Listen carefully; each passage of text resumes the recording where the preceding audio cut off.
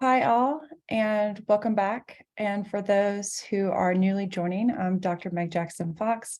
I'm the Curator of Interdisciplinary and Community Practices at the Center for Creative Photography at the University of Arizona in Tucson. And I'll serve as your moderator for the symposium's panel, Photography in and Around Southeast Asia, which is slated from 2 to 4 p.m. Mountain Time. I hear 10 p.m. to midnight Sweden time. And I'll introduce each of our 4 panelists at the time of their discussion. And then you all may anticipate conversation and an opportunity for your questions near to the panel's end. And of course, you're welcome to drop your questions in the Q&A box at the bottom of your Zoom screen along the way, and I'll gather those up to address as much as we can at the end. So we'll begin with Dr. Kevin Chua, the Associate Professor of Art History at Texas Tech University. He obtained his PhD from the University of California, Berkeley in 2005 and teaches on a wide range of 18th and 19th century European and Southeast Asian art. He has published in journals and magazines such as Art History, Representations, Art Forum, Third Text, Issue, Non-Sat, and Focus, and has curated the exhibitions Assembling Animal Communication at the Landmark Arts Gallery at Texas Tech University and Wolfcamp Catalog at the University of Texas Permian Basin. He is currently working on a book on Southeast Asian modernism. Dr. Chua's presentation today, Parmentiers Photographic Archaeology, examines the photography of EFEO, the École Française d'Extrême Orient, architect Henri Parmentier, going beyond critics who have considered his photography secondary to his architectural drawing. He will argue that more than drawing, photography was key to Parmentier's archaeological investigations at these Angkorian sites. Thank you for joining us, Dr. Chua, and I'll pass it along to you. Thanks, Meg, for the introduction.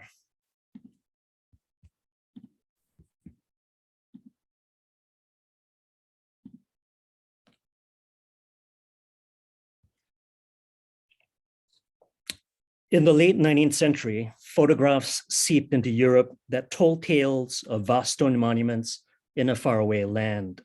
Such photos presented these structures as explorers believed they had found them in states of ruin and decay. Trees and shrubbery partially obscure the monument, masking a clear view of it. The building has hardly been touched. On the left, 2 faces peer out of the stone. One feels the awed excitement, the heady rush of discovery. But while romanticized views like Gsell's made this part of the world available for picturesque and pleasurable armchair viewing, they cleared the ground for military and political conquest. A whole ideology kept Europeans from thinking about the actual humans who lived and breathed in these distant lands. In this talk, I posit that French architect and archaeologist Henri Parmentier pursued an approach to photography that departed from Gsell's Orientalist picturesque model.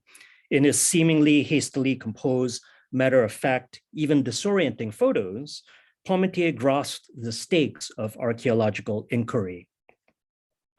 For Julian Richard Brown, Parmentier sought to find the ideal original structures of monuments. Yet I would argue that Parmentier was pursuing an architectural archaeological realism, which manifests for the architect in the multiple times of a building, the rebuildings and renovations, the states of incompletion, the accretional discordance of time. In what follows, I argue that Parmentier's photographs do not simply illustrate or document his prior on-site archaeological work. Rather, his photos, moving fluidly between archaeological site and reflective aftermath, were part of his process of ascertaining the archaeological truth, the realism of these monuments. Trained at the École des Beaux-Arts in France, Parmentier's method was comparative, assessing a building in relation to others and situating it along a continuum of morphological form, not simply identifying architectural structures and decorative parts, nor doing a perfunctory typology of style. The normal and the ordinary emerge out of a close attention to structural anomalies and aberrations. Take this encounter with an architectural fragment at Wat Phu. Quote, the three naves of the eastern vestibule each have their facade crowned with pediments or semi-pediments. Nothing remains in place of its pediment, and its mass is only given by the silhouette of the south gable and by the height where the lateral cornices of the great nave reign. We only know one typical element, the two nagas that came to stand up at the bottom of the ramparts. Their very cut-out silhouette and their height at which they are detached from the rampart itself create a straight and even concave shape. These three headed nagas, along with light blooms of water, emerge from the mouth of the Makara, unquote. Parmentier attends to the felt materiality of these stone sculptures, moving between 2 and 3 dimensions, building his hypothesis of the interrelation of the different forms. The photo seems deliberately disorienting. We cannot tell which side of these objects is up, nor the correspondence between the left and the right pieces. Scale is hard to determine. These stone fragments seem massive. Phrases like the two nagas that came to stand up betray an anxiety on the archaeologist's part for orientation. And though the photo bleeds archaeological truthfulness, we seem to be presented with an unvarnished on-site finding. A skepticism is in play. The disorientation of the photo paradoxically allows him to inhabit and understand the ritualistic dimension of the decoration. Nagas emerge from the mouth of the Makara as though occurring right in front of us. Parmentier is not simply describing, but experiencing these sculptural reliefs. Seeing becomes layered. Parmentier understands architectural form to be the result of a prior bodily movement.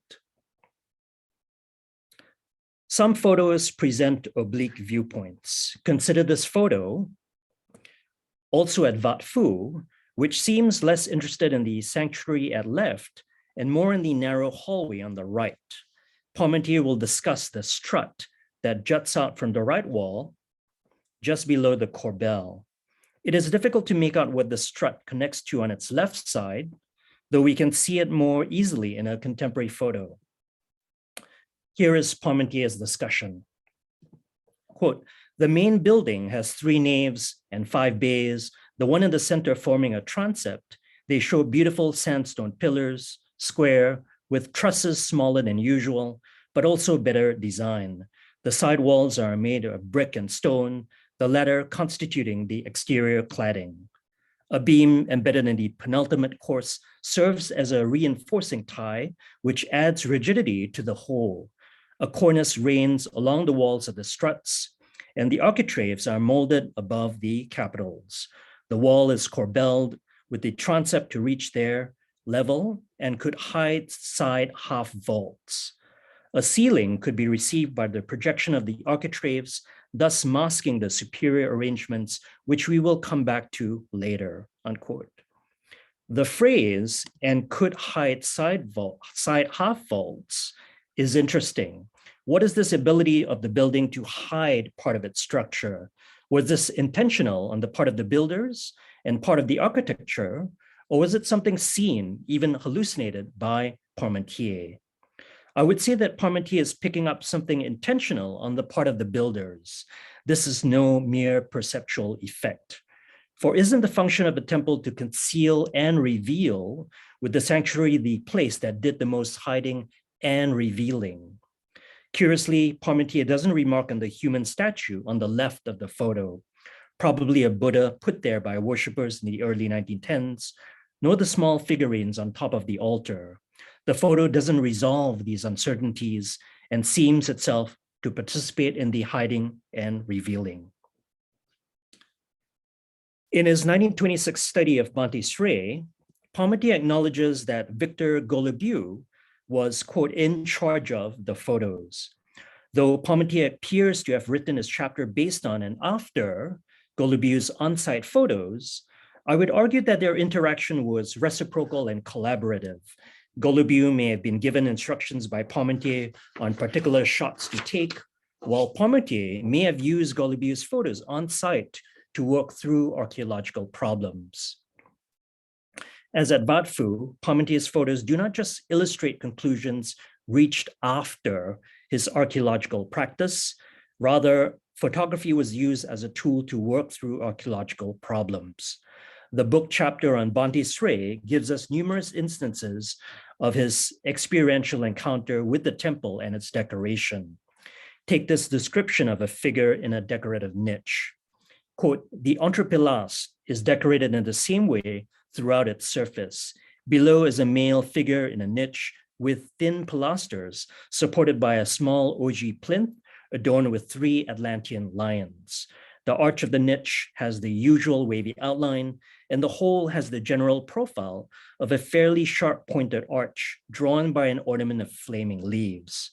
A pendant hangs from the top of the arch. The slender pillars with base and cornice have their faces chiseled in diamonds. The figure, hunched, holds a spear in one hand, a hanging flower in the other. His hairstyle is in a high bun. He is dressed in a sampot and wears no jewelry, and rests on a square die decorated with a lotus, which determines a movement in support of the niche, unquote. While Parmentier appears to be merely picking out elements that we might not have noticed, like the half-hidden pendant, what is striking about this passage is the way he finds sculpture and decoration animated and alive. A push-pull, upward-downward tension forms the niche, making visible what is in front of us. Flaming leaves, whether closing in or radiating outward, frame the figure, but are also at the edge of the figures, our being. Parmentier is tracking the way the moment-to-moment shifting of the weight of our bodies produces the sculptural architecture.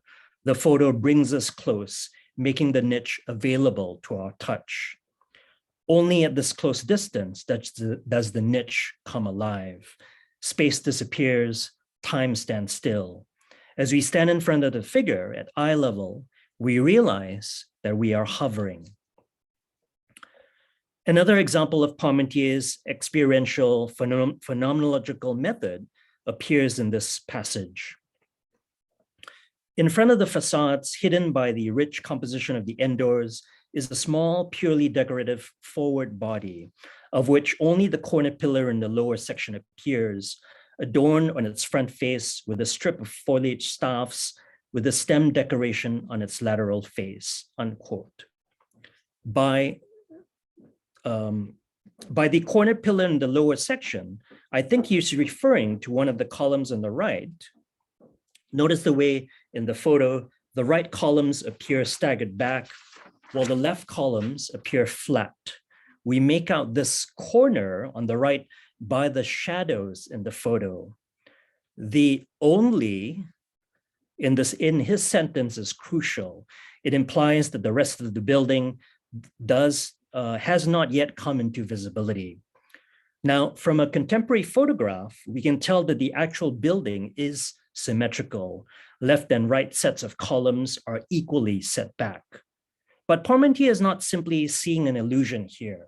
Rather, his viewing mimics the way a historical viewer would have seen the facade, the building coming gradually into view based on the time of day, as it were.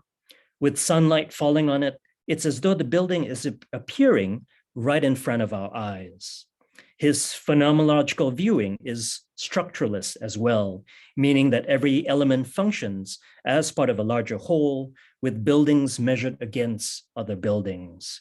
He picks out the pediment behind the front pediment, the view into depth, jostling here with its tendency to flatten or dissolve in front of the viewer.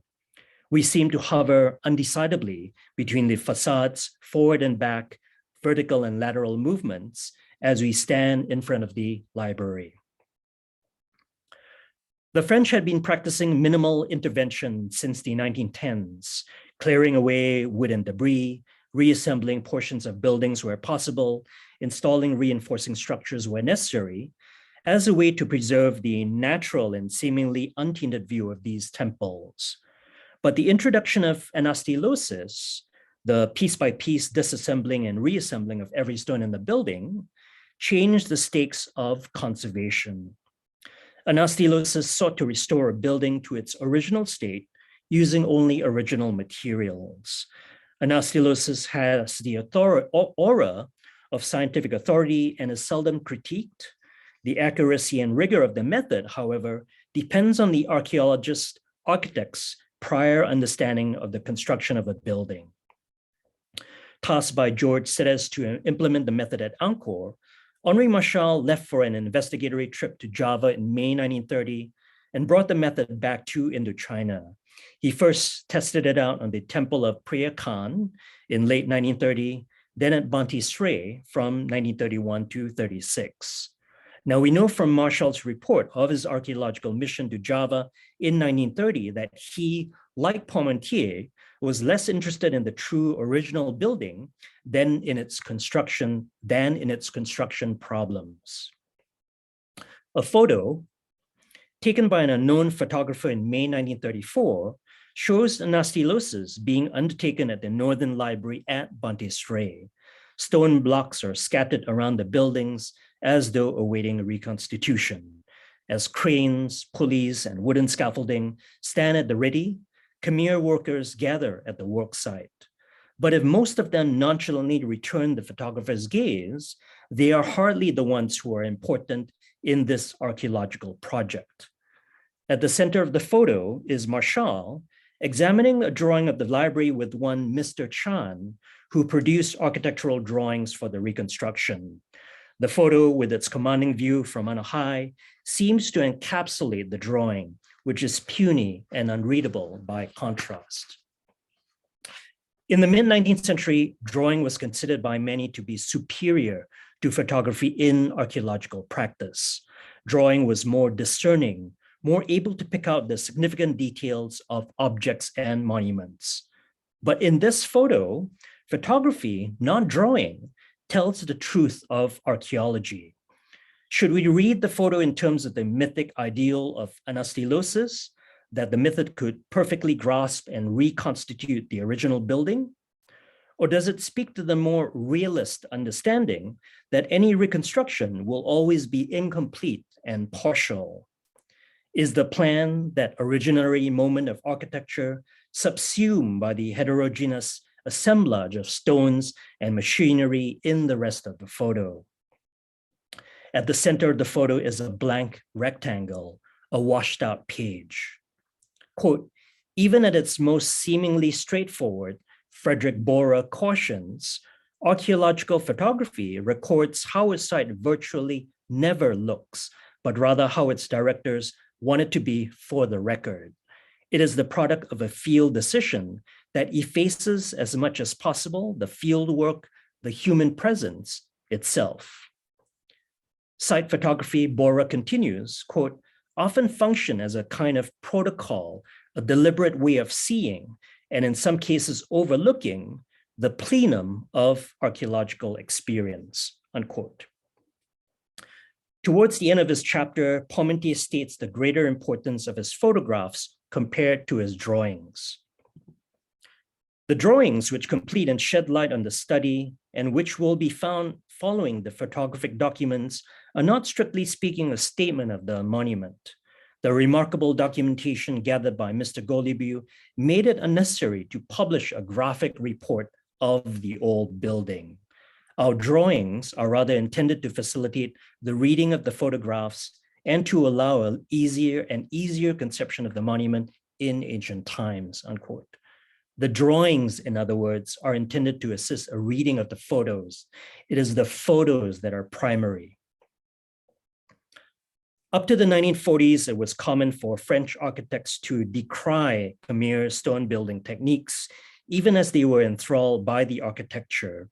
It was an Orientalist prejudice towards the inherent inability of the natives to build complex structures. But in his essay, Construction in Classic Khmer Architecture of 1935, Parmentier argued that the mixed architecture of the 9th to 10th centuries, which involved the coexistence or combination of different types of wood and stone architecture, posed a challenge for the study of Khmer buildings. The tendency in architectural history had been to see a passage from indigenous angular roofs to imported Indian curved roofs, and from light wooden buildings to heavy stone structures. but by deconstructing the angular to curve and light to heavy successions, in and as the multiplicity of mixed architecture, Parmentier broke away from the entrenched binaries of Orientalism. His theory also moved beyond the old diffusionist argument that credited the strength of Khmer buildings to an influx of architectural ideas from India. Parmentier initially directed the Museum of Tram Art in Da Nang, Vietnam, and the following photo of the Thap Mam room can serve as the trace of his seeing. It shows several sculptures haphazardly arranged, some next to the wall, some on the ground, in what looks like the early stages of the installation process. The photo allowed Parmentier to think through the layout of the sculptures in the room. Of course, photography's enactment of the nonlinear succession and layering of images in the viewer's mind is itself archaeological. On the left is a ruler leaning against a pedestal like a scaffolding in one of Parmentier's site photos. Measurement and final display for a brief moment take a back seat as we ponder the boundless, multifarious, and irreducible conditions of the archaeological site. Thank you.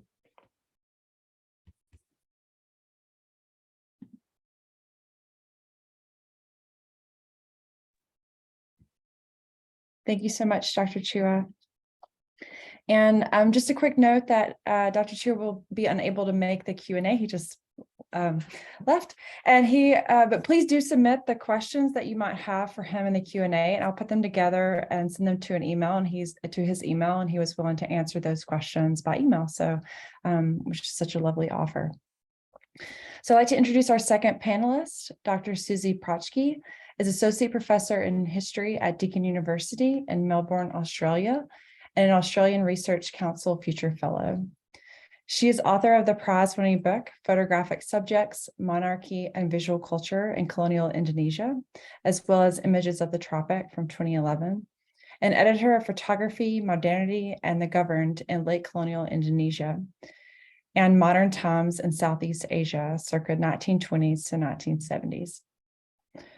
She'll be presenting on war photography from colonial Indonesia in global context, where she'll survey continuities and changes in colonial photography across the wars in South Bali, as well as the Indonesian National Revolution, and reflect on the theoretical and methodological challenges of interpreting this particular visual archive. Thank you, Dr. Prochke, and I'll hand it over to you. Thank you, Meg, and also thank you, Jihe, for inviting me to participate in this fantastic conference. Before I begin, I'd like to acknowledge that I'm speaking to you from the Wurundjeri people's lands where I work and live, sovereignty over which was never ceded. And I pay my respects to their elders past and present. So this is going to be a switch in register after Kevin's very beautiful detailed paper to kind of an overview of the projects that I'm working on at the moment, which I am sort of in the middle of writing a book about. And I want to just give a warning. Whoops. That it's a project on photography and war and colonial violence. And so there are going to be quite a lot of images, particularly in the beginning of massacres. And I don't have the space in this particular presentation to go into all of the different meanings of those photographs to the source communities that are pictured. But I want to signal that that the work that I'm doing is going to try to take those meanings into account, but I'm going to have to move over them briefly today. So where my project begins chronologically is in the late 19th century during the Aceh War. And it ends in 1950, just after Indonesia has gained its independence from the Netherlands, which is the colonial power in Indonesia for around 350 years. And I'm showing you these pictures because there are 4 among some of the most notorious photographs that exist from a period in the late 19th, early 20th century, which produces one of the largest records of atrocity photography in Southeast Asia before World War II. It comes out of Dutch military conquests in Indonesia in this period where military expansions are really accelerating. There are a number of official wars to conquer territories in the so-called outer provinces of Indonesia outside of Java and present-day Maluku, which was kind of the center of Dutch rule for centuries, to bring in Sumatra and Bali and Lombok and Sulawesi and really consolidate what becomes the Netherlands East Indies as we know it by the 1940s, and basically becomes the borders of an independent Republic of Indonesia in 1945 or 49, depending on which date you prefer. So what's happening in this period is, for the first time, we have what we would now consider to be embedded photographers with the military taking photographs of some of these campaigns that are prosecuted by the Dutch colonial army, the KNIL, and they're intended to show, particularly the Dutch public, but also the colonial public in Indonesia, the so-called success of these campaigns. The Aceh War is, of course, a terrible war. It goes for, well, it starts in 1873, and some historians of Indonesia argue that it never really ends. It's still going in 1942 because there are always pockets of resistance. And so it becomes a very expensive, controversial and draining war for the Dutch to fight. And over this period, we have 3 photographers, basically. C.B. Nieuwenhuis, who is actually a commercial photographer active on Sumatra, but who ends up photographing the aftermath of atrocities in which women and children, as well as men who are combatants, are killed by the KNIL, often in enclosed spaces, so in fortifications that they built to defend themselves. So Nieuwenhuis takes 2 photographs from separate campaigns in Aceh. The third one is probably the most notorious photographer, H.M. Neeb. He's a non-combatant in the military, in the colonial army, a medical officer who has a hobby, which is photography, and he produces one of the most comprehensive records of massacres in Aceh. Paul Baal, the Dutch scholar, has written a wonderful book on those photographs called Emerging Memory.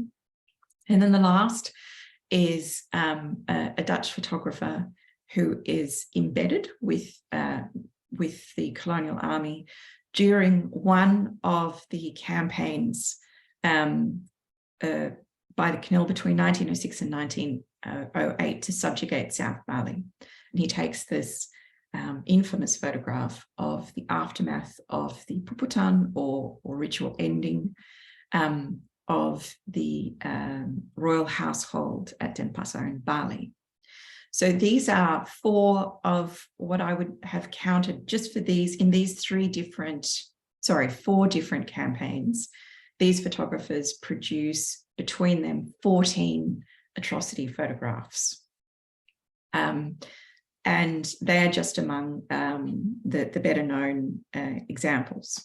So this is kind of the beginning of embedded war photography in Indonesia. And as you can see, these photographs were meant to record and celebrate, because most of them were published. The one at number 4 wasn't, but it's circulated in other ways. They were meant to celebrate colonial victories. We now consider them atrocity photographs because we know not just that prisoners, that the colonial army took no prisoners, but also that they killed the wounded and the unarmed, and that women and children were part of the casualties. And the casualties were extremely asymmetric, almost no deaths in the colonial army, and sometimes hundreds of people on the Indonesian side. So this is the beginning of a long, bloody history of war photography. There is an international context to these kinds of images. They begin very early in British India. They begin very soon after the application of photography in Asia. We have photographs of the aftermath of the Indian Mutiny, of the aftermath of other conflicts, including the Amritsar massacre in 1919, or the Jallianwala, I'm sorry, I misspelled that, Jallianwala Bagh massacre. And there are other massacres by the US Army, for example, in Budaho in the Philippines. The scholars who are writing or have written on these examples are Sean Wilcock, Kim Wagner, Michelle Gordon, who's also written about colonial massacres, British colonial massacres in Perak, in Malaysia, as well as in Africa and Sierra Leone and Sudan. And Daniel Folliard, the French scholar, has just released a wonderful book taking a comparative view of atrocity photography in the French and British empires. So in the last decade in particular, Kim Wagner is working on the Budaho photographs now and has written on the Amritsar massacre. So there is somewhat of a boom in international scholarship at the moment that is looking at not just different case studies, but asking questions about what the role of photography is in creating colonial violence, in, I suppose, normalizing it, or in other ways, occluding it, and examining the legacies of photography for understanding colonial violence in the present day. So this is the context in which I would seek to place what is also happening in colonial Indonesia in this period. It is one of the places where colonial violence is turned into a spectacle, not just by the act of the photographer participating in the violence, inserting themselves in it and posing soldiers and their victims, but then also disseminating those images to celebrate colonial victories. I want to take the study that I'm working on right up to the Indonesian National Revolution between 1945 and 1949, which is a war, the last Dutch war in Indonesia, the war that results in the end of colonial rule and Indonesian independence. And it is a very long, violent and bloody war. And I think this is now becoming, for the first time, the standard understanding of what was happening in this period.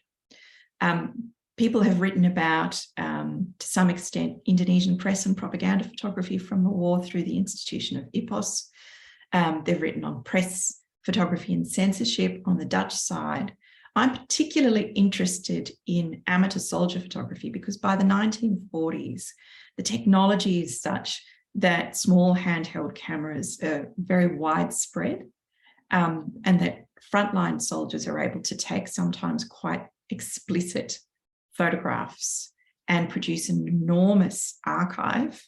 We're talking in the tens of thousands of individual photos that now exists. Most of it is unpublished. And most of it sits in albums like this that were kind of standard issue albums with titles like My Service Period in the Indies. And so this is an extraordinary source to bring together with, of course, the official embedded and propaganda photographs that were taken in this period and try to begin to draw connections between the wars of the late 19th century. So that is kind of the aim of the project. One of the ways to do that is to trace the colonial army still exists. It's disbanded in mid-1950, a few months after the after Indonesian independence. And it is actually possible to draw a straight line from the photographs of the Aceh War to, you'll notice this, the dates I've given here are actually after Indonesian independence. There is an attempted coup led by a Dutch, Captain Raymond Vesseling, an attempted coup in 1950 to retake first Bandung and then Jakarta. Jakarta completely fails. But for a couple of days, the coup in Bandung is not quite successful, but results in soldiers of the Indonesian National Army being killed. And these are among the last trophy photographs ever taken during a CNIL campaign as late as 1950. So they're taken, the photographer remains a mystery. I'm still trying to figure out who that person is, but they take photographs that are reprinted almost like postcards, and members of not just the CNIL, the colonial army, but also the Dutch national forces collect these photographs like souvenirs. And the tone around them in soldiers' personal collections is one of regret that the coup was attempted and failed. So they're very important photographs for linking colonial violence from the late 19th century in the same institution, the colonial army, right up until just after Indonesian independence. Those are the kinds of trajectories that I want to trace, but then also examine how those atrocity photographs circulate and function socially in very different ways. This arose out of this project arose almost by accident out of the last chapter of my last book. The last chapter was about the end of Dutch colonial rule and then post-colonial relations between the Netherlands and Indonesia. And it talked about how Dutch soldiers during the Indonesian National Revolution used their amateur photographs, their everyday kind of frontline, this is what life is like at war, to show how they were still trying to conduct celebrations for the Dutch monarchy during the revolution, and that they would take photographs that looked like military photographs, but it turned out that they were actually celebrations for Dutch royals. And the function of those photographs was to show, to claim territory, to show that they were still trying to enforce Dutch sovereignty, even after Indonesia had declared independence. And then the one that shows children being fed on Queen's Day in Bali is about a Hearts and Minds campaign. Dutch soldiers trying to show that they were, that Dutch rule was the preferable option to Indonesian rule in Indonesia. And this was actually a continuation of how royal celebrations had always functioned before the Japanese occupation. So I started to work on this, and I was very interested in amateur photographs, how amateur photographs create visual cultures, even if they are not reaching an ideal public the way that journalistic photographs do. So that's how the project kind of arose. What I'm trying to do now, and I'll try and get through this very quickly because I'm out of time, I think, is to trace certain themes in soldier photographs across this long period. One is to trace the self-representation of colonial soldiers, particularly white Dutch soldiers, as humanitarian actors. So on the one hand, they're responsible for violence and often extreme violence, but they represent themselves as looking after the health and well-being of civilians, saving them from terrorism and savagery, looking after, trying to, presenting themselves as the better option for rule in Indonesia. And one of the things that I've found, and this has its origins in the late 19th century in ways that I'll get to in a moment, but these images have a very long afterlife because amateur and official propaganda soldier photographs from during the war become part of the argument as late as the 1990s among Dutch veterans that the primary reason for them being in Indonesia in the late 40s was to restore order and freedom, and that they were there on a humanitarian mission. And this becomes part of the reason why there is a long silence around extreme violence in the Netherlands for decades after the revolution, even though Indonesians know the contrary. I'm also trying to follow along the grain of the archival sources and look at what are the most common topics in amateur Dutch soldier photograph collections. And one of them is the relationship with Indonesians inside the army barracks. These are civilians. These are women and children who are basically working in domestic service. And this is a situation that goes back to the photograph on the bottom left of the screen is taken inside a colonial army barracks in the late 19th century during the Aceh War. And you can see the three figures in white wearing sarung kebaya at the bottom, sort of in the middle right, are nyai or babus. They're women who are domestic servants. It could be that they are in a common law marriage or actually married to soldiers in the army, because barracks concubinage was institutionalized in the CNIL until the 1920s. It's then disbanded and it's never really revived except for in an unofficial capacity. And it's introduced for the first time in the Dutch National Army in the 1940s because barracks concubinage is reinstituted.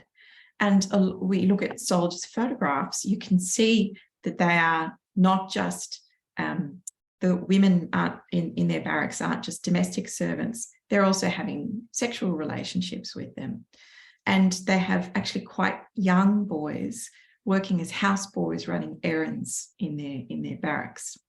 And this arises from centuries of white colonial households using domestic servants. So we have this very interesting revival of colonial practices happening in the late 1940s in the midst of war. These photographs show the blurring between boundaries of war and peace, occupation and conflict. And I want to sort of follow those continuities and changes. The representation of children, particularly orphaned children, who are kind of taken into Dutch army barracks, is very interesting. Dutch soldiers represent themselves as adoptive fathers to these children without ever reflecting on the conditions that have caused their being parentless, right? It's the Dutch refusal to accept Indonesian independence and the fighting of this war that is causing civilian deaths, ongoing radical disruption to the economy. And this is right hard on the heels of the Japanese occupation, right? So, but they represent these children as houseboys, as little children who they've adopted.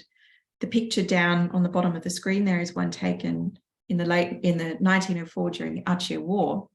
And you can't see it, but the man standing in the building in the middle has the only surviving child from this massacre sitting alive with him, surrounded by the aftermath of what has just happened. It's a shocking photograph. Paul Bail wrote about it and researched some of the discourse around this photograph. And the way that Dutch soldiers represented these children was that it was their own people who had put them in harm's way, that they ought not to have resisted the Dutch, and then perhaps none of this disaster would have happened to them. So this paternalistic discourse survives, even though the representation of the Dutch as perpetrators of atrocity becomes taboo by the time of the revolution. I think I'm going to finish now. I hope I haven't gone too long. The aim of the project is not just to look at the content of the photographs, but also to look at the material around them, all of the other kind of official and personal sort of ego documents around them, to examine the framing of war, not just what are the kinds of photographs that are taken, but what are the ways in which these photographs are mobilized or instrumentalized in personal networks of soldiers, in official networks, in military networks, and sometimes out to a broader public, to explain the reason why violence is permissible from the colonial perspective. And I'm finishing on this photograph because it's taken in 1949, very late in the piece. It shows, the caption says, the Netherlands and the Indies together in one photograph, our kitchen hand. And it's this, this soldier has just come off the boat from the Netherlands, has never been to Indonesia. Who's the only Indonesian he knows? A servant in the barracks. He represents this as some kind of ideal egalitarian relationship. This is his vision of why he is Indonesia, to reinstate cooperation between Dutch and Indonesians. There's no recognition of the racialized class hierarchy that has a very long history in the Netherlands here, and that this is framing his understanding of what an ideal cooperation between the Netherlands and Indonesia would look like, even at the height of war. So even in these very kind of innocuous looking photographs, we have a whole discourse around colonialism and the violence that it rests upon, that I think really needs to be brought together in one sort of larger study. So that's the plan, and thank you for listening. Thank you so much, Dr. Prochke, and you gave us much to consider. And what you said was examining the framing of war from propagandistic images to vernacular photographs and the intersection of the two. So really looking forward to discussing that more. It's now my pleasure to introduce my dear colleague, Dr. Ji-Hae Kim, Assistant Professor of Art History at the University of Arizona, where she teaches the history of photography. Dr. Kim is currently working on 2 book projects, one on the history of Korean photography and the other on funerary portrait photography in East Asia. Her book, Photography in Korea, will be forthcoming in the spring of 2023. She's been writing articles on vernacular photographic practices, as well as on documentary films and visual culture in relationship to the Cold War and gender politics in East Asia. She's a member of the editorial board of Trans-Asia Photography. At the University of Arizona, she's launched a series of symposia on Asian photography with the Center for Creative Photography, starting with the one on Korean and Taiwanese photography in the spring of 2022, and now, of course, a third on photography in Southeast Asia today. Dr. Kim's talk today is entitled Photographic Cold War and Visualization of Southeast Asia and Korea, exploring the ways in which Korean and Southeast Asian photographers played a crucial role in structuring Cold War politics through organizing and participating in international photography contests of the region during the post-World War II period. Dr. Kim, really looking forward to learning more. Thank you so much, Meg. I'm kind of struggling with my voice. I'm losing my voice, but I'll do my best. So in this paper, I will explore the ways in which Korean and Southeast Asian photographers played a crucial role in structuring Cold War politics through organizing and participating in international photography contests of the region during the post-World War II period. This paper aims to shed light on the practices of amateur photographers from the late 1950s to the 1970s, when they strived to establish photographic solidarity among the countries of what was called the Free World.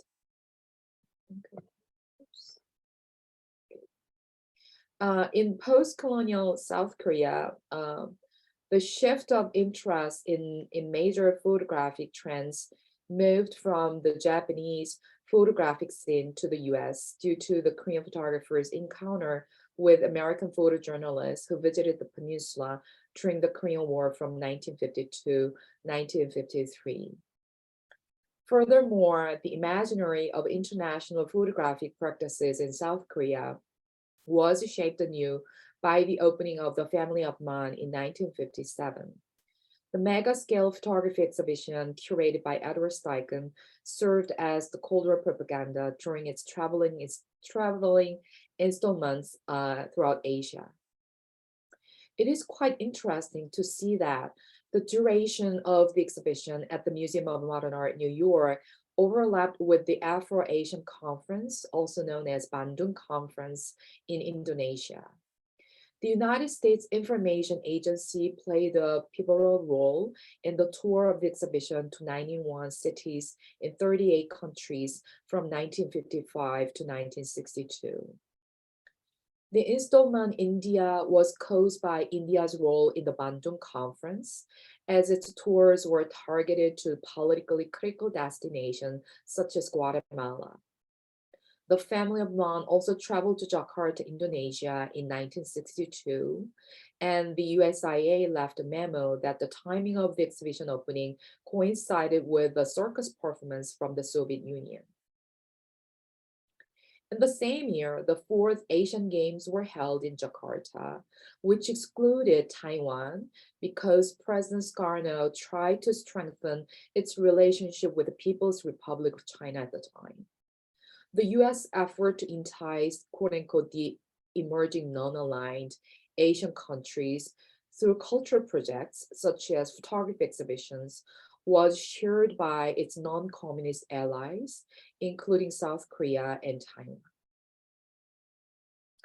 It was in 1963 when the South Korea Photography World organized its first international photography competition.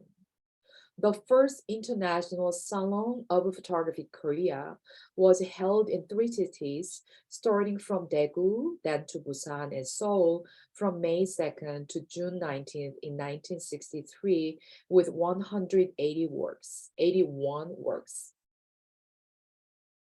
The exhibition was a part of the Silla Cultural Festival, which became an important cultural project of the Jeongnyu Park administration throughout the 1960s and 70s.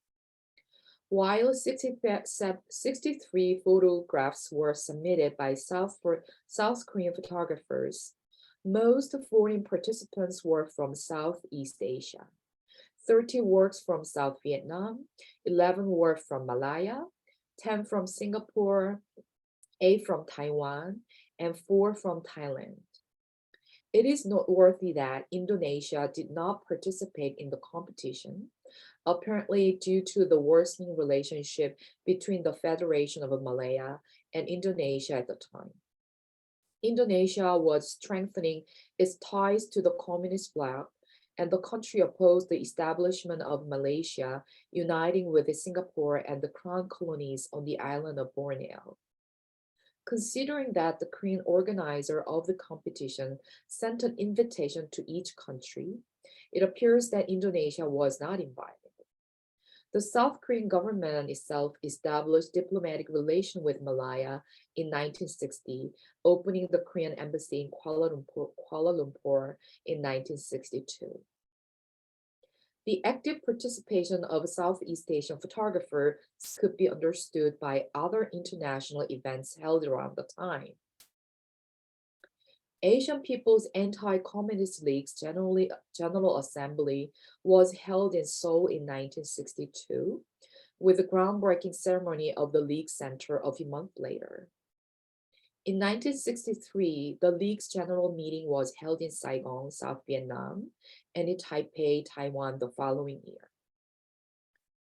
The Asian People's Anti-Communist League was an organization that Seungman Lee, the first president of South Korea, established in 1954 with the Southeast Asian countries. Pictorial Korea magazine ran the photographs of the celebration of the League's establishment in Busan the following year. As the pictorial was targeted to a foreign audience and published in English, the magazine's 1955 reproduction of the event served to promote solidarity among the free war countries in Asia when the Afro-Asian Conference was held in Bandung. In the mid-1950s, the Cold War politics, the US cultural hegemony, and an endeavor to restructure the world system were all roaring with ideological tensions. Chung-hee Park's restructured the Asian People's Anti-Communist League after the May 16 coup d'etat in 1961 in order to boost anti-communist projects. The first International Salon of Photography Korea was the event where anti-communist Asian countries share their photographic aesthetics.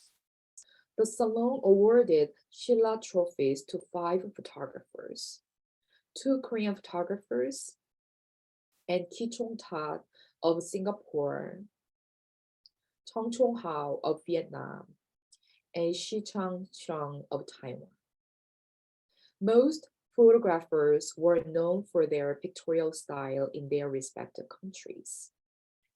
Lang Jingshan of Taiwan submitted poetic photographs emulating Chinese traditional landscape painting, while Wu Peng-seng of Singapore submitted a work titled Construction, where the photographer foregrounds the former play of beams against which a worker precariously focuses on his job.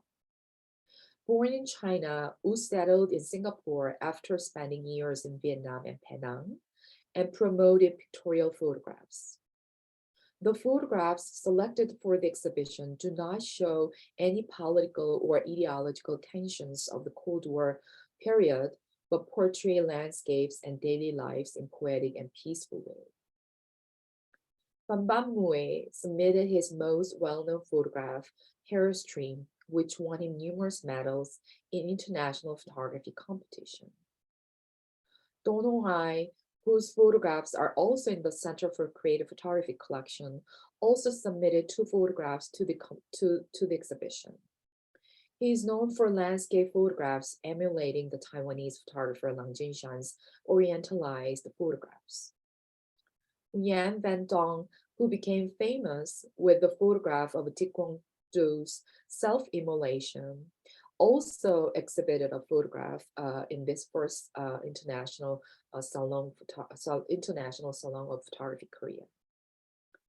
The competition played a crucial role in introducing Southeast Asian photographers to the Korean photographic circle, where the Japanese and the US photographic trends had been dominating.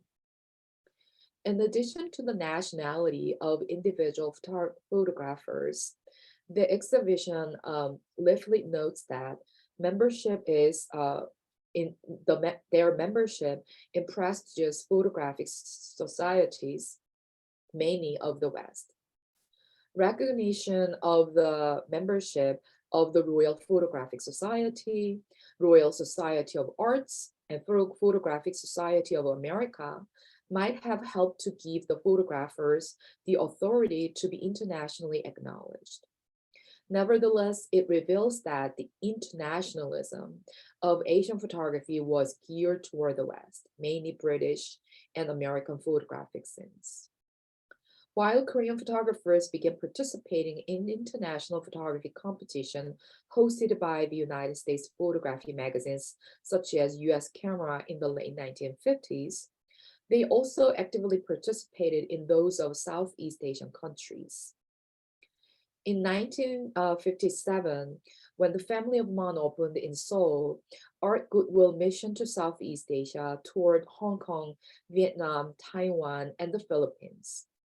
The cultural exchange between South Korea and countries of Southeast Asia became more active, not only through organizing exhibition in the region, but also through an endeavor to establish the Asian Artists Federation among the free world countries, including Taiwan, which was called Free China, and also Free Vietnam, Japan, Thailand, the Philippines, Singapore, Hong Kong, and Malaysia in 1960. Corroboration of anti-communist bloc within Asia sustained the imaginary of artistic and cultural exchange in the region. The photographic exchange between South Korea and South Vietnam during the 1960s started when 10 Korean photographers submitted 31 works to South Vietnam's first international Salon of Pictorial Photography in 1960. The Republic of Vietnam organized the first international Salon of Pictorial Photography in Saigon to celebrate the 6th anniversary of the government's establishment. Korean newspapers covered the news of 9 Korean photographers being selected for the Vietnamese photography competition. Han Young-soo won the bronze medal with his photograph titled Homecoming on the Snowfield. 20 foreign countries participated in South Vietnam's first international photography competition.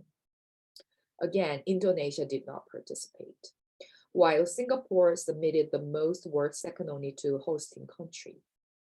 Among the 265 photographs in the exhibition, around 80% were from Asia, including the Philippines, Malaya, Thailand, and Thailand.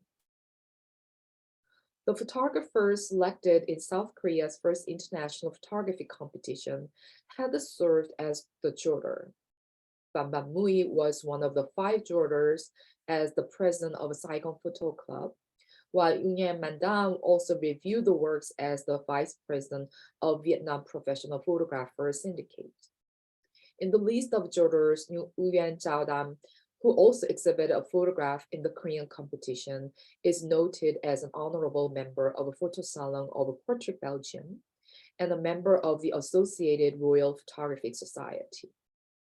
In a similar way to the International Photography Salon in Korea, the Vietnamese competition also noted participating photographers' membership in European photography societies and clubs, including the Photographic Society of America and Fédération Internationale de l'Art Photographique. Some Vietnamese photographers, such as Nguyen Man Dam and Le An Thai, submitted the same works to both Korean and Vietnamese exhibitions. The purpose of organizing the exhibition is noted as friendship between Vietnam and other nations of the free world in the catalog's foreword.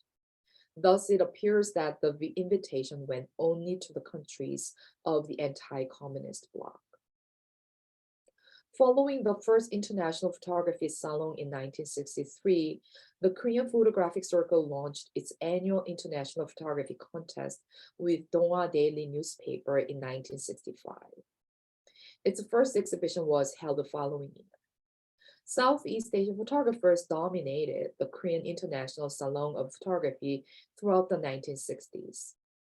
The first contest awarded 6 photographers in the black and white photography section, and 5 of them were from Southeast Asia. 3 from Hong Kong and 2 from Singapore, including Fu Ti-jun and Chu Kam Chiu, whose photograph of rickshaw workers running in rain won the gold prize. Unlike the 1963 international competition, Malaysia did not participate. Singapore joined as an independent state after being expelled from Malaysia in 1965. It is noteworthy that the exhibition included photographs of the Vietnam War in Life magazine, taken by the Japanese photographer Akihiko Kamura, who became famous for the report on his 53 days as a captive of the Viet Cong. Therefore, the international photography competition included both art photography and photojournalism. 1966 was a critical year both for political and photographic scenes in Asia. In 1966, President Chong-il Park made a grand tour of Southeast Asia, visiting Malaysia, Thailand, and Taiwan. He also made a visit to Korean forces in Vietnam before heading to the Philippines to participate in the Manila Summit Conference, where the leaders of the 7 countries in the Asia and Pacific region met to discuss the Vietnam War. The South Korean government also established the Asia and Pacific Council the same year with Taiwan, South Vietnam, Japan, Malaysia, Thailand, and the Philippines, New Zealand, and Australia. In addition to the annual General Assembly, the Council began to hold Asia Pacific Film Festival in 1969 through its affiliated organization, the Cultural and Social Center for the Asian Pacific region. Therefore, the establishment of organization for a coalition of free world countries in Asia always accompanied the Cultural Cold War. It was also in 1966 when the Federation of Asian Photography Arts was established in Taiwan. Lang Jingshan, the renowned Taiwanese photographer, invited Asian countries to organize their own photographic association after he had found himself the only photographer from Asia at the 1964 meeting of Fédération Internationale de l'Art Photographique, which was an international photographic organization established in Switzerland in 1950. As can be seen in its naming, the Asian organization appropriated the European attempt to promote photographic arts. 60 representatives of 9 Asian countries gathered in the first Congress, electing Lang Jingshan as the president. Unlike the European organization, which included members from the Communist bloc, the Federation of Asian Photography Arts only included the Asian countries of the free world, such as South Korea, Japan, and South Vietnam. Its second Congress was held in Seoul, South Korea in 1968. The delegates from Japan, Taiwan, Hong Kong, and Malaysia joined the Korean photographers for various events, including symposiums and exhibitions.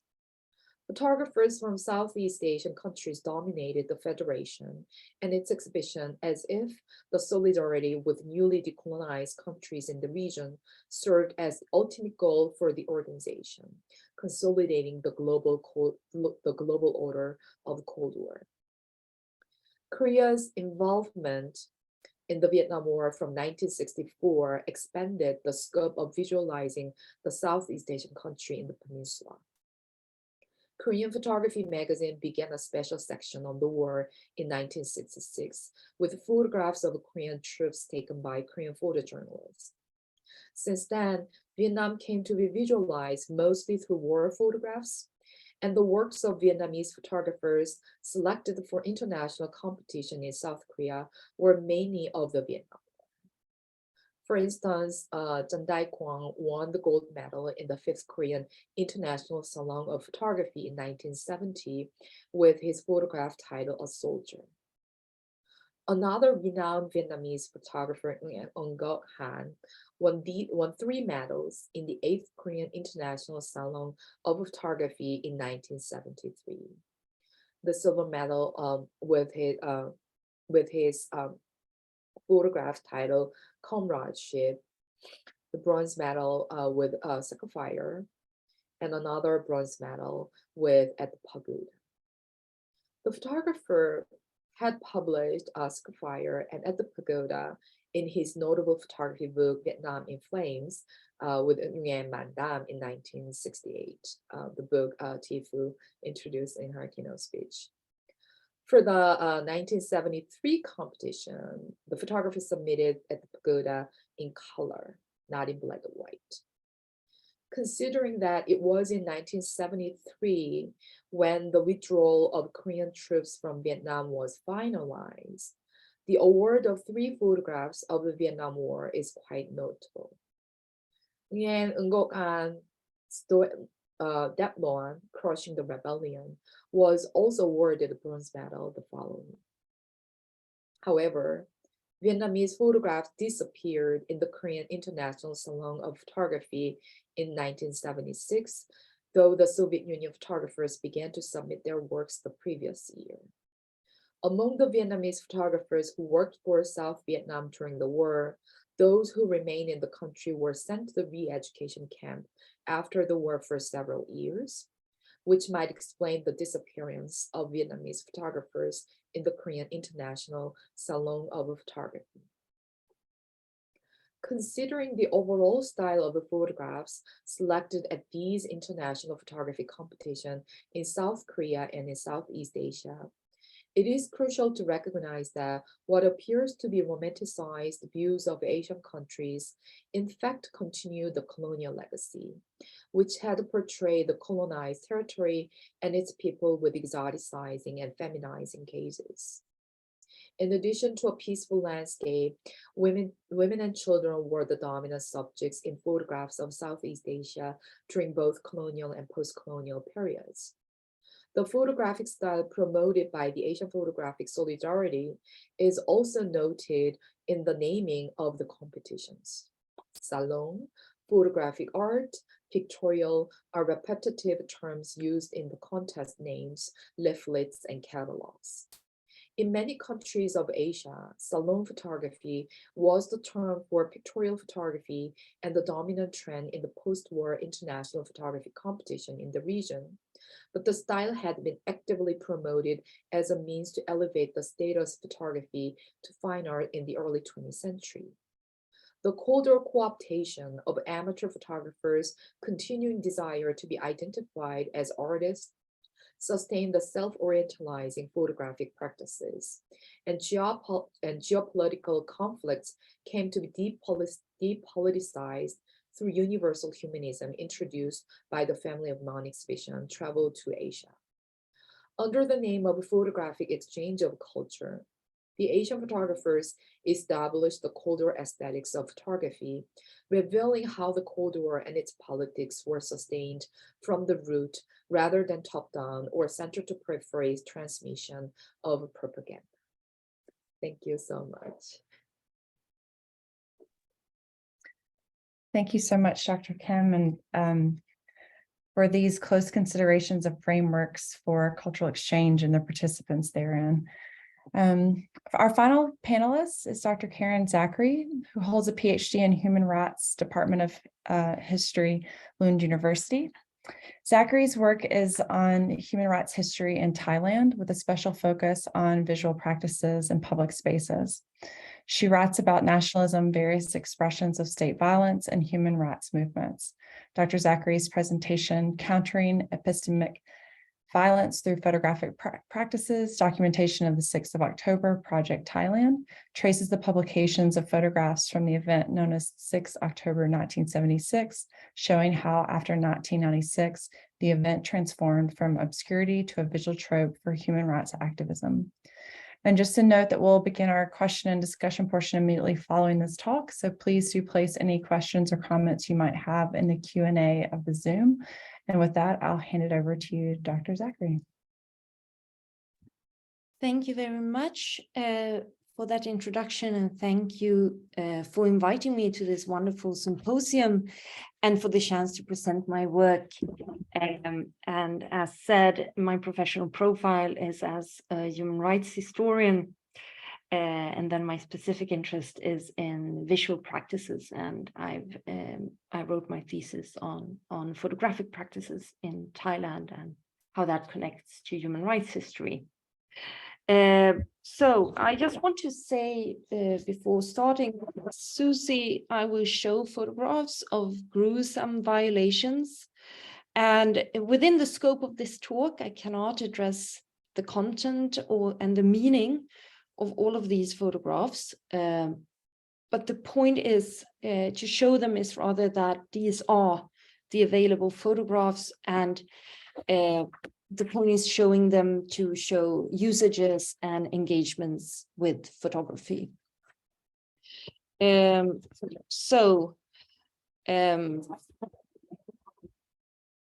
Right, and so in what I will talk about is how I have traced the publications of photographs from this event known as the October 6, 1976, and showing how this event transformed from obscurity and silence to a visual trope for human rights activism in Thailand, with a specific focus on the documentation of 6 October Project, which is an online photographic archive, which has been a key factor in creating collective memory and in making this event part of not just Thai history, but specifically Thai human rights history. But first, understand this, we need some historiographical context. The 1970s being a particularly turbulent time in Thailand due to various factors. So it was a Cold War military dictatorship that faced at that time a vibrant democracy movement, which culminated in October 1973, when hundreds of thousands took to the streets of Bangkok to protest repression against democracy activists. After riots on the streets that were met with deadly violence, the ruling military clique left the country. After this followed a sort of experimental democratic period with the democracy movement of liberals and socialists never really taking control of it. So the military was constantly in the background. In September 1976, the ousted dictators returned to the country. This was met with protests that were brutally repressed, with the most atrocious violence at the Thammasat University in central Bangkok on 6 October 1976. From the perspective of human rights history, the 2 October events are particular for two reasons. First, that they happened at a time when social movements globally and on a large scale began to engage with human rights, including to some extent in Thailand. So the first human rights organization in Thailand was formed in the wake of the 14th October 1973 uprising. Secondly, the violence took place in public, in front of cameras, resulting in visual records that later could be reproduced in time and space beyond the events themselves. These events are connected, but the records of them have been treated very differently in Thai history. This difference is particularly clear in the representation of violence. Photographs contribute to the main narrative of 14th October as a struggle for democracy and justice. However, within a nationalist discourse that obscures and abstracts state violence. When tracing the moments of publication of photographs over 4 decades that have passed since the 2 October events, I found differences between when, where, and how often photographs of 14th October and 6 October had been published, and the different discourses of those publications.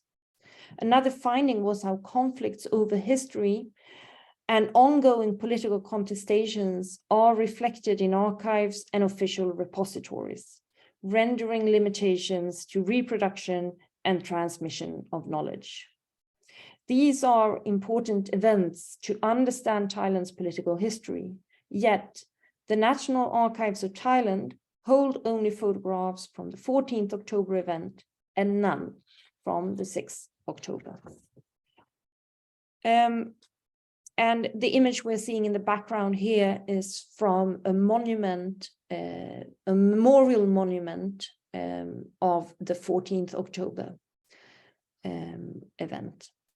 In human rights studies, the archive have a very particular important function as a repository for traces of past regimes, human rights violations, and as a resource for social and transitional justice claims. Still, it cannot be stressed enough that the material trace of a past violation does not guarantee its visibility. It is important to consider the powers that dictate not only what traces are produced and preserved, but the conditions for preservation and the conditions for making the traces visible. So I'm showing here just a picture of the 14th October memorial, or from the 14th October memorial. It was not uncontested at all, but yet it does have a place in central Bangkok. And you can also read about this event in textbooks in school, which you cannot when it comes to 6th October. When I started my research, there were some assumptions in circulation about the place of the 6th October event massacre in Thai history. By going to the archives and combining findings from various repositories, I could piece together information together and conclude a few important things about the obscure historiography that had been mixed with memory production. So I will talk about 3 points in time that manifest the historiography of 6th October and how it has been aligned with the writing of a human rights history in Thailand. So the time of the historical event itself, and I positioned as 1976 to 1978, according to the publications available. And then a sort of re-entry of the historical event in the Thai public sphere after 20 years.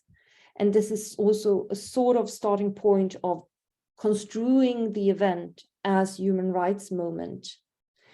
And finally, the importance of the online archive documentation of 6th October, which was launched in 2016.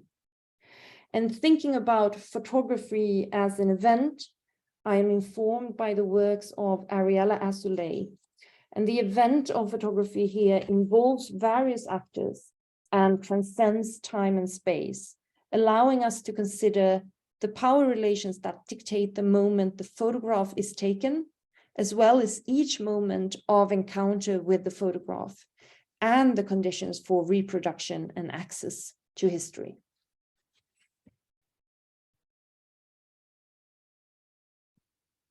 At the time of the event, Thai newspapers ran 2 daily editions. So photographs from the massacre were printed in the evening editions of 6th October and morning editions on 7th October, before the new military government issued a censorship order on publishing photographs from the event and a 3-day suspension of 12 of the daily newspapers, both Thai and English language.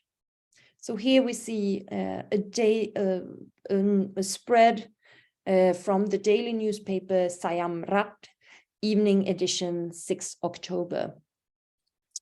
And the 2 large images to the right come from Associated Press. And the bottom one is by a Thai photographer, and the top one was afforded the Pulitzer Prize. But these are probably the 2 most disseminated photographs from the event. And that is very much related to the fact that they were published abroad in Associated Press and were in part of the Associated Press. Later, in 1976, despite this general censorship, the public relations of the new military government published a book with photographs from 6th October. And the intent was to communicate that the students were national threats that had been infiltrated by communist militants. And these conditions for the first publication of photographs from 6th October contributed to the students' destinies, the excessive brutal violence to which they had been subjected being almost eradicated from the public and their actions vilified. Following the publication of particular photographs over the decades is informative for how facts that have been known are lost and later retrieved. Photographs of the torture of a student nicknamed Ja appeared in the dailies on the 6th and 7th October, along with others of unnamed victims. So this is the one that I have circulated in red here. And these photographs were published again as early as 2 and 3 years after the event in publications with unknown circulation, so underground publications by student organizations, by solidarity networks, and by also socialist and communist press. The very first print that I have found with the name of the victim of Jar next to the photograph is most likely in a book printed in 1988, so 12 years after his death. And this is a book which is not well disseminated at all. From the historian Thongchai Vinicakul, who was one among 18 imprisoned after the massacre, we learned that Jar's parents did not know for sure the fate of their son until the preparations for a commemoration in 1996. In official records, their son was listed among the dead, but also as wanted by the authorities several years after the massacre. In publications since 1996, his full name is usually, but not always, printed together with his status as a second-year student. Students participating in the October events had in the 1990s become public intellectuals, politicians, social movement leaders, and academics. Called the Octoberists, they found a space to align their own history with the long struggle for democracy, doing away with the lost cause of the radical left. Various publications framed the October events differently, showing that there was not a perfect unity behind such an alignment. There was a rift among survivors concerning how to define themselves as radical socialists and communists or democracy activists who would elicit sympathy from the Thai public. The May 1992 protests for democracy in Thailand and the subsequent end of military rule opened up for the possibility to publicly and visually connect the two October events of 1973 and 1976 with the new democracy movement of the 1990s.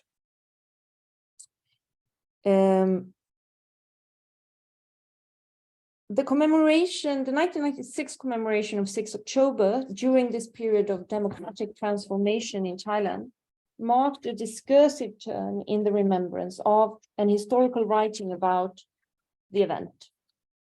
The importance of the 20th anniversary is visible in the photographic material. From the censored press in 1976 until the commemoration in 1996, photographs from 6 October were only printed in publications circulated among activists and scholars, but not displayed publicly. At the commemoration, 1996, photographs of the massacre were used to interact with visitors. Art exhibitions using photographs received media coverage, the video footage shown on television. Two popular intellectual and cultural magazines, Sinlapa Watanatham and Sarakadi, featured 6 October in their respective October 1996 issues. Here we see Sarakadi, that had full-page foldouts of photographs from the event. Nothing like that is found in printed matter a decade earlier. The 6 October event re-entered the public realm visually. However, the re-entry was only partial because the contestations over how to understand the event's place in Thai history remained. One main contestation concerns the political implications of the event and the role of socialist and communist ideology. Another concerns the violence and the victims of violence, addressing the silence and impunity that accompanies state violence in Thai history. In the 20th anniversary commemoration in 1996, the organizers had engaged visitors in photography. And again, Thongchai Vinicakul, the historian, describes how in a life-size photograph printed on a mirror, people could see themselves as if they were part of the spectacle in the actual event. Every visitor suddenly became a witness to this indescribable brutality, unquote. In the commemoration in 2016, which I myself attended, an enlarged photograph printed on the glass pane was positioned on the football field where the photograph had been taken. Standing in the right place, the viewer could align the buildings seen in the photograph with the buildings in their physical presence, sensing the spatiality of the event. The alignment sort of proved the forensic inscription of the photograph, signaling this is the place, the crime scene where the violations took place. These engagements sort of undo the constructed distance between past atrocities and the present that the spectators are in. Photography functions here as at the same time as evidence in historiography about the event and as a medium for memory, making it possible to witness the past event in the present. Following May 1992, in a time when democracy blossomed, attempts were made to align these two events, 14 October and 6 October 1976, under the discourse of democratic progress. With the advent of the 1997 so-called People's Constitution of Thailand, that for the first time used the term human rights to refer to citizen rights, and the institutionalization of a National Human Rights Commission in 2001, a royalist nationalist history of progress was consolidated. This history merged human rights with democracy and narrated 1973, 1976, and 1992 as moments along Thailand's path towards human rights. And I do not propose that 6 October massacre was not framed as human rights violations in 1976. It was to some degree. However, my study shows that the engagement with photography from the event developed after the public commemoration in 1996, and especially in the last decade, to focus on the question of state violence, impunity, and redress for the individual victims. The trauma inflicted on society, the impunity for perpetrators, and the silencing in official history contributed to the difficulty of remembering the 6 October event for individuals and on a societal level. At the same time, the contestations over the history and memory of the event are also related to the political development of Thailand. And especially important was the final state victory over the communist insurgency and the demise of the Communist Party of Thailand in the early 1980s. And the role of the communists in the 1970s student movement was a point of conflict among the survivors, who in 1996 prepared the first major public anniversary of the massacre. The focus on 6 October as an event of state violence and impunity makes it a sort of negated human rights event. It is a more radical version of Thailand's official human rights history that places 6 October in a chain of events within a human rights progression. The narrative of human rights progress has placed these atrocities in what I call an untouchable past, where they are protected by the production of impunity, but also by societal discourses of Thailand moving forward, and where truth and justice processes are considered polarizing rather than unifying. There is a tension between the ability of photography to show and archival orders that obscure, casting light on the difficulty in treating photographs as evidence or as representations. The online documentation of October 6 shows clearly the close relationship between photography, archive, and memory production. The archive was launched in 2016 in combination with several documentary films by the documentary filmmaker Patpon Potong. This documentary filmmaker, Patpon, was also part of the team behind this project, together with the historian Tong Chai. The digital site documentation of October 6, Doc 6, collects photographs from multiple sources, and it has contributed to reducing confusion over the previously existing photographic reproductions. So identifying persons in photographs and using photographs forensic in a forensic manner to understand what happened actually to victims. The digital and online form offers possibilities for making the archival material more accessible, limited then for those who can visit and are granted access to physical repositories. At the same time, it is different from a traditional repository where quote unquote hidden transcripts can be found. The project is transparent in its aims, and the digital platform allows for continuous and instant updating of information. This is the most complete collection of photographs from the 6 October massacre, and the photographs are used to identify victims and to rectify information. But while the photographs are organized according to provenance, the archive has little, if any, metadata on the life of the records. So just saying shortly before I finish that documentation is at the core of both historiography and human rights activism, and the lack of visual documentation of extrajudicial violence in Thailand adds to the power attributed to the photographs of the 6 October event. In this form, the photographs are part of a human rights discourse focused on the individual against a state that does not offer justice. The more individual stories that have been unearthed as time passes allow for a type of redress that did not take place in the printed press at the time of the 6 October event, nor during the first 2 decades that followed.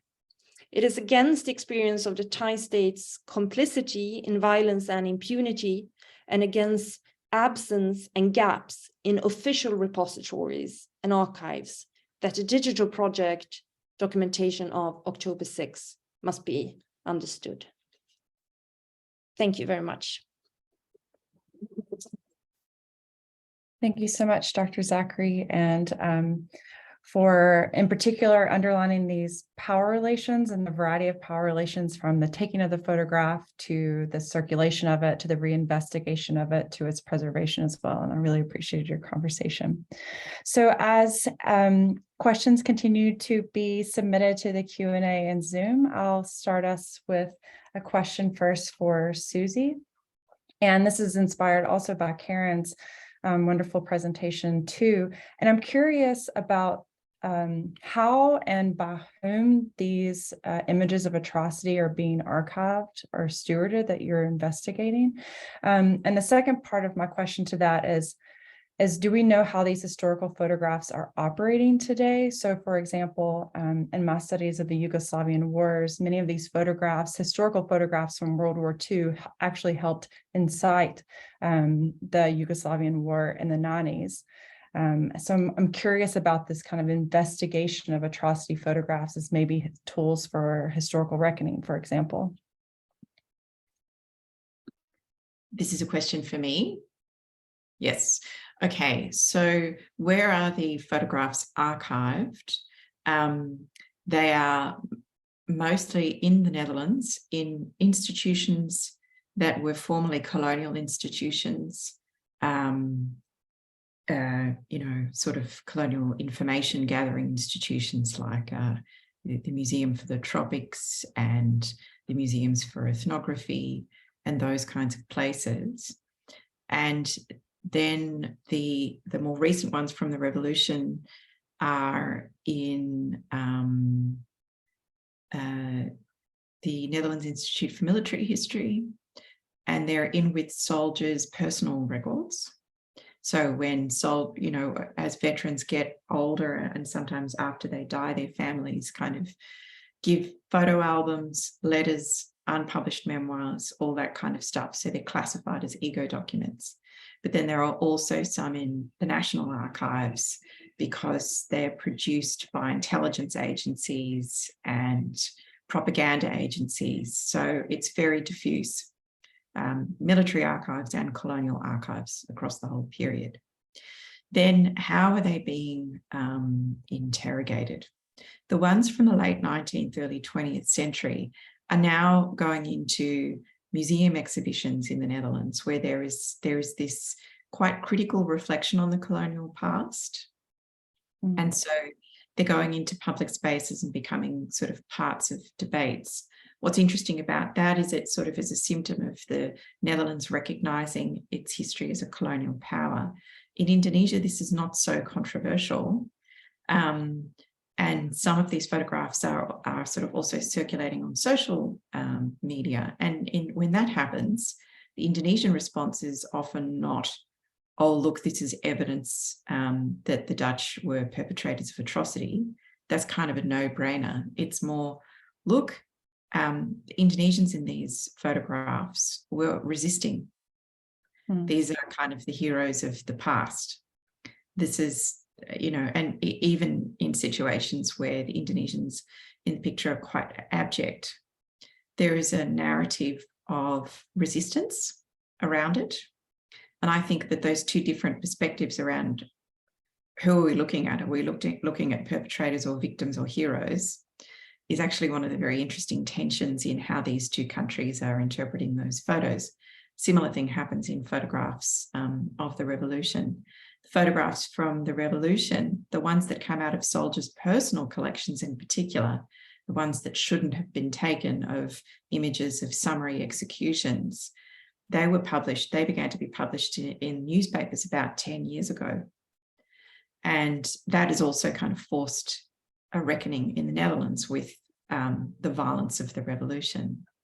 So they have become part of, I mean, it's interesting, Karen, you were talking about an evidentiary forensic approach to atrocity photographs, which I think a lot of us, I'll finish in a second, but a lot of us, if as historians of photography, are immediately suspicious of looking only at photographs as evidence. But they have this very particular power when it comes to images of violence. It's very difficult to uncouple them from that evidentiary frame and push discussions about more complex questions like, what are we looking at here? And is it okay to contest these images? I think that's very interesting. That's what I want to do in my work, is to kind of unpick the various meanings, get beyond this is evidence of atrocity. That's kind of a starting point. So I really like that about your paper too, Karen. You did a great job of beginning to unpick that. Yeah, thanks. Karen, I don't know if you want to respond before we continue. No, I mean, it is this where I found myself coming a little bit. I mean, I obviously sympathize with the project of but I can also, as a historian, only look at it, you know, as seeing it as part of a way of dealing with history and with injustices and with this with the event actually having been silenced and been obscured, and this like the need to use especially violence, but photographs of violence as evidence. The question that I grapple a lot with is what kind of regimes of violence are then obscured by individual destinies captured? Can we understand history as it was when going into the depths of the content and using them as sort of evidence? Just like another note to that very complex issue. Thank you, Susie, for your comments. And just before we move on to the next question, Susie, I also wondered how these former colonialists had access to these amateur images that you addressed. What do you mean? So you know that the images, the vernacular images that you were showing that were Queen's Day, for example, and you were saying that the colonialists were taking these and showing these as, you know, post-colonial demonstration of them still having sovereignty and the nation, and indeed did not. So how did they have access to these images? So some of those images were taken by intelligence services for propaganda purposes, to kind of report back and to disseminate to newspapers. Some of them were also taken by ordinary soldiers for themselves, for each other.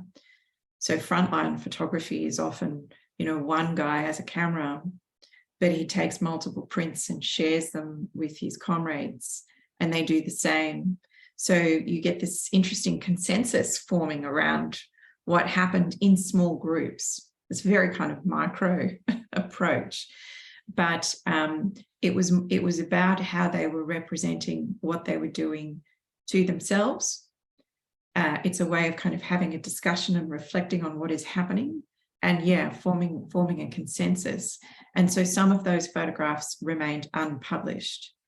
You know, they are really kind of private photographs, but they cohere more or less with the official propaganda photographs of the time.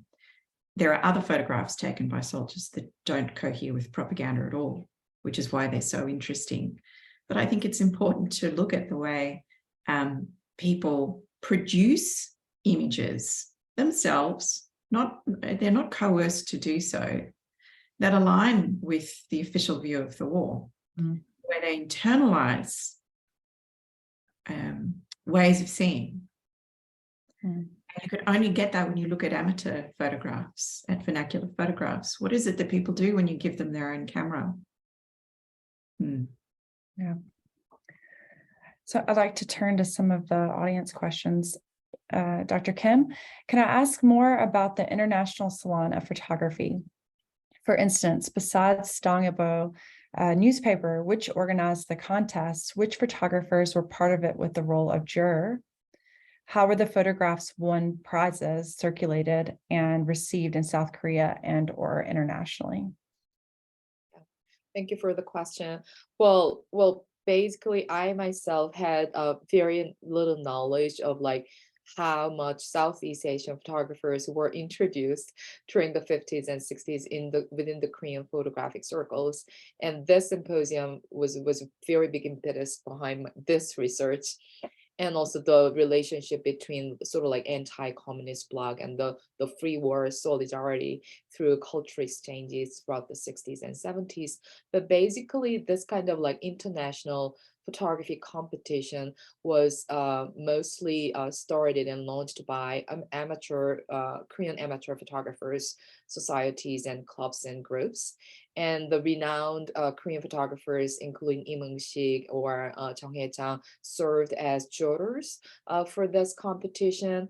But when I look through the individual images awarded and selected for the contest, both in South Korea and also Vietnam and other parts of Southeast Asia, to my understanding, like the standard is quite arbitrary, because some images from like Austria or Australia, they look very different from those selected by Asian photographers. So the category or even the standard of selecting and awarding photographs were, I think, were quite open-ended at the time. And but they really emphasize like the shared aesthetics of like sort of like pictorialist photographs and salon photography in the 50s and 60s. And also the jurors were the promoters of those aesthetics at the time as well. Yeah. Dr. Kim, a second question. Ted says he's curious if that you see any relationship between October 6th in Thailand and 1980 Gwangju massacre. Gwangju massacre. Well, like I myself wrote about like the photographs of atrocities and violence, including Gwangju massacre in South Korea, like 1980s massacre. But And then, I mean, for my own book, like I had a question like, why always the victims are to be visualized again and again and again and again? And where are the images of perpetrators? And where are why they are all made invisible in so many photographs of all those violence or even atrocities throughout the world? And I think this is also the question that Ariella Azoulay raised in her book, the recent book about unlearning imperialism. So and also the photographs of, there are so many photographs of Gwangju massacre, not only by photojournalists, also and also by the citizens of the city Gwangju, but also there were photographs taken by soldier photographers, those who inflicted violence at the time. But for them, their photographs are also the photographs of the victims as in general, but for their perspective is the photographs of agitator, is the photographs of infiltrator. So the very different gauges or approaches, but producing exactly same format or same framing of the event, of the historical event. So these are the questions I really want to tackle. And there are some documentary, I mean, the later generation of documentary photographers who struggle, who tackle this issue, like to reveal like those who remained invisible behind this historical tragedies in South Korea. Yeah. And also, like when I listen to Karin's talk, like I also have my own issue with about like digital archive and digitization in terms of like ethics, like constantly basically keeping permanent the images of atrocities and also victims, like whether and also in terms of like consent from the photographic subject and their family too. So like the, because we do also feel that like our own images permanently in internet is really scary idea, right? It's impossible to delete, or I'm forfeited the right to be forgotten, right? So like the issue of like the right to be forgotten or the right to forget for the victims too. Yes, if I can say something about that, I find that really, I mean, it's a very pertinent question to understand it. I think from the point of perspective of that this is also part of a sort of ideological contestation in Thailand, where the belief is so strong in rectifying what has been you know, to undo history sort of, and to give people who have been out, like blanketed out of history, some kind of rectification. So it's not just photographs of the violence and the killings. There are also videos of families being interviewed where they tell the story about the victims, who they were and so on. So that's one side of it that I didn't show properly. But at the same time, we have the question of who has decided, like if they were still alive, would they have signed up on being part, you know, being a person, a character in that version of history? And of course, the right to be forgotten is something that we here today talk so much about when it comes to visual practices. But of course, that is not part of that debate, as it is very much a political project. And then about the perpetrators, I found that also interesting because some of the photographs that were circulated since 1976 to a limited degree, but then again came back in 1996, were of perpetrators. And one of them was a police officer. And he used the photograph of himself from that event to run as a local politician, to show that, you know, this fighting against the communists is such a strong trope in Thai society, and that, you know, of course, he, as many of the other survivors and other of the perpetrators, are still convinced that what they did was the right thing to do, of course. And now I also, because I was also wondering where are all the perpetrator photographs in the publications that I came across, and then with this project, there has been perpetrators who have delivered photographs to this archive, and so there are now photographs of themselves and their side, which can also be quite useful. They're like if in 1973 nationalism belonged to the democracy movement, in 1976 it did not. The nationalism was the right wing and the back to these vigilante mobs and police and military forces that kind of owned nationalism again, which shows in these photographs that were not circulated at the time of the event. Well, we only have a couple of minutes left. I'm wondering if maybe we want to take a couple minutes break before the next session, Jihye, or? It's almost 4 p.m. So I think we better move Go ahead there. Well, thank you, Karen and Susie and Jihye, and to Kevin as well for such a wonderful panel. And Jihye, I will hand it over to you. Thank you again, Karen and Susie, and also Kevin, who had to leave early. Now we're going to move our final session of this wonderful symposium with 2 curators from Singapore and the Philippines.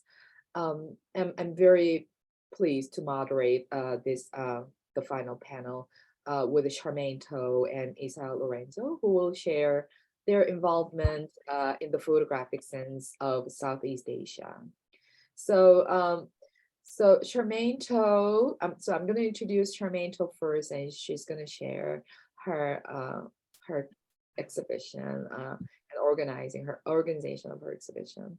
So Germaine Krull received her PhD from University of Melbourne and is a senior curator at National Gallery Singapore.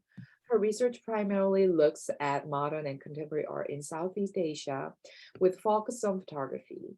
She is currently working on the exhibition titled Living Pictures, Photography in Southeast Asia, an ambitious survey of the medium, which will open at the gallery next month. She is the author of Imagining Singapore, Pictorial Photography from 1950s to 1970s, forthcoming with the Perel books. Her essay on K.F. Wong is in the Routledge Anthology, Survey Practices and Landscape Photography Across the Globe. Previously, Germaine was program director of Objective Center for Photography and Film, where she played a pivotal role in revitalizing the gallery program. She also co-curated the 2013 Singapore Biennial. Please welcome Germaine. Hi everyone. Can you hear me well? It's okay? Okay, Yes, great. yes, I can hear Let me sort out this share screen thing. Here we go. Okay. So thanks Jihye for inviting me to speak at this symposium. And I also am very grateful you put me at the end of the day to fit the time difference. As you can see, it's still dark outside. So it's quite early in Singapore. And I was invited to speak about the show that's coming up at the National Gallery. So I'll take about 20 minutes to do that. It's quite a straightforward presentation. Basically, what I intend to do is take all of you through the exhibition, lots of photos and explaining sort of where we're coming from.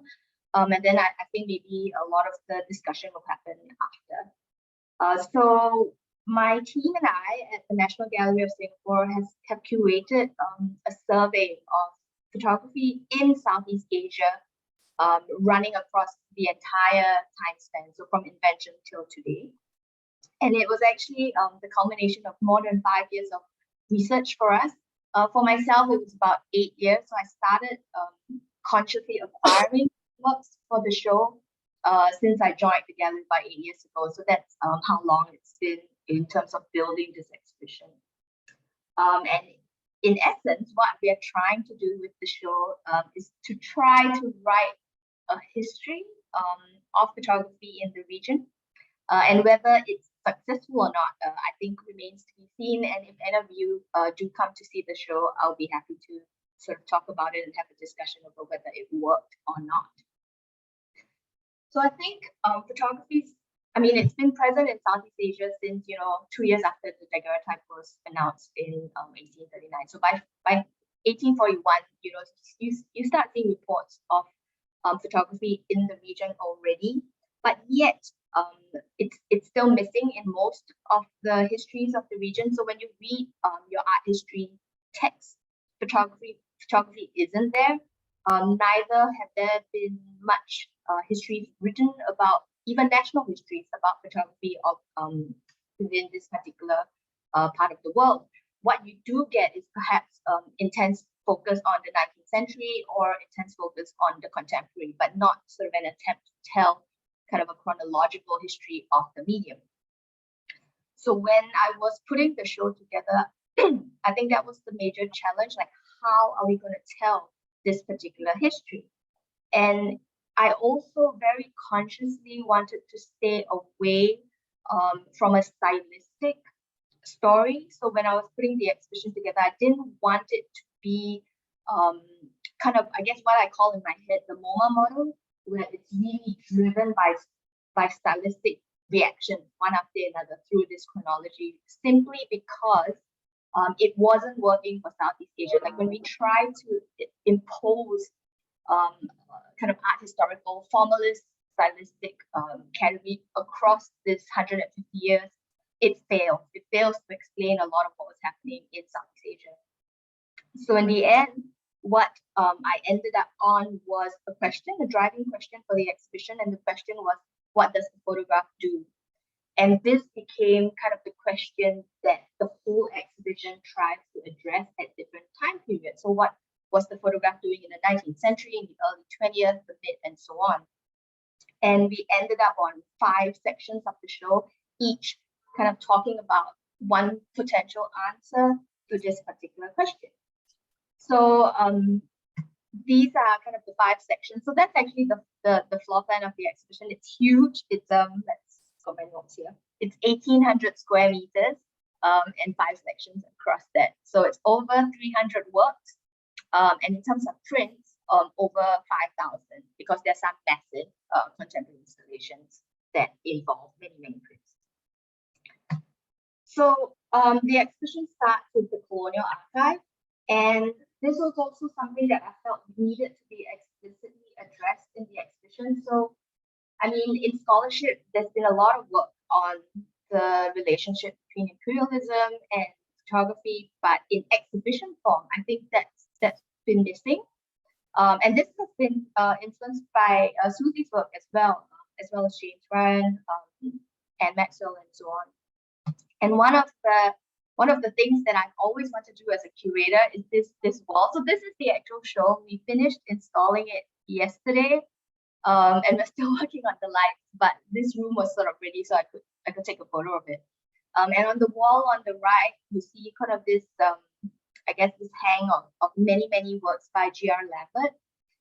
And I think with 19th century photos, I mean, earlier the panel talked about when we look at war photos and difficulty we have kind of stepping back, right? I think it's also the case for 19th century photos and the general audience.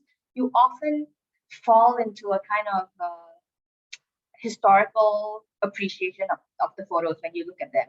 At least that's how I found with my general audience. Like, you sort of start reading them as, oh, this was Singapore, this was Indonesia in the 19th century. It's a very uncritical view from the general public.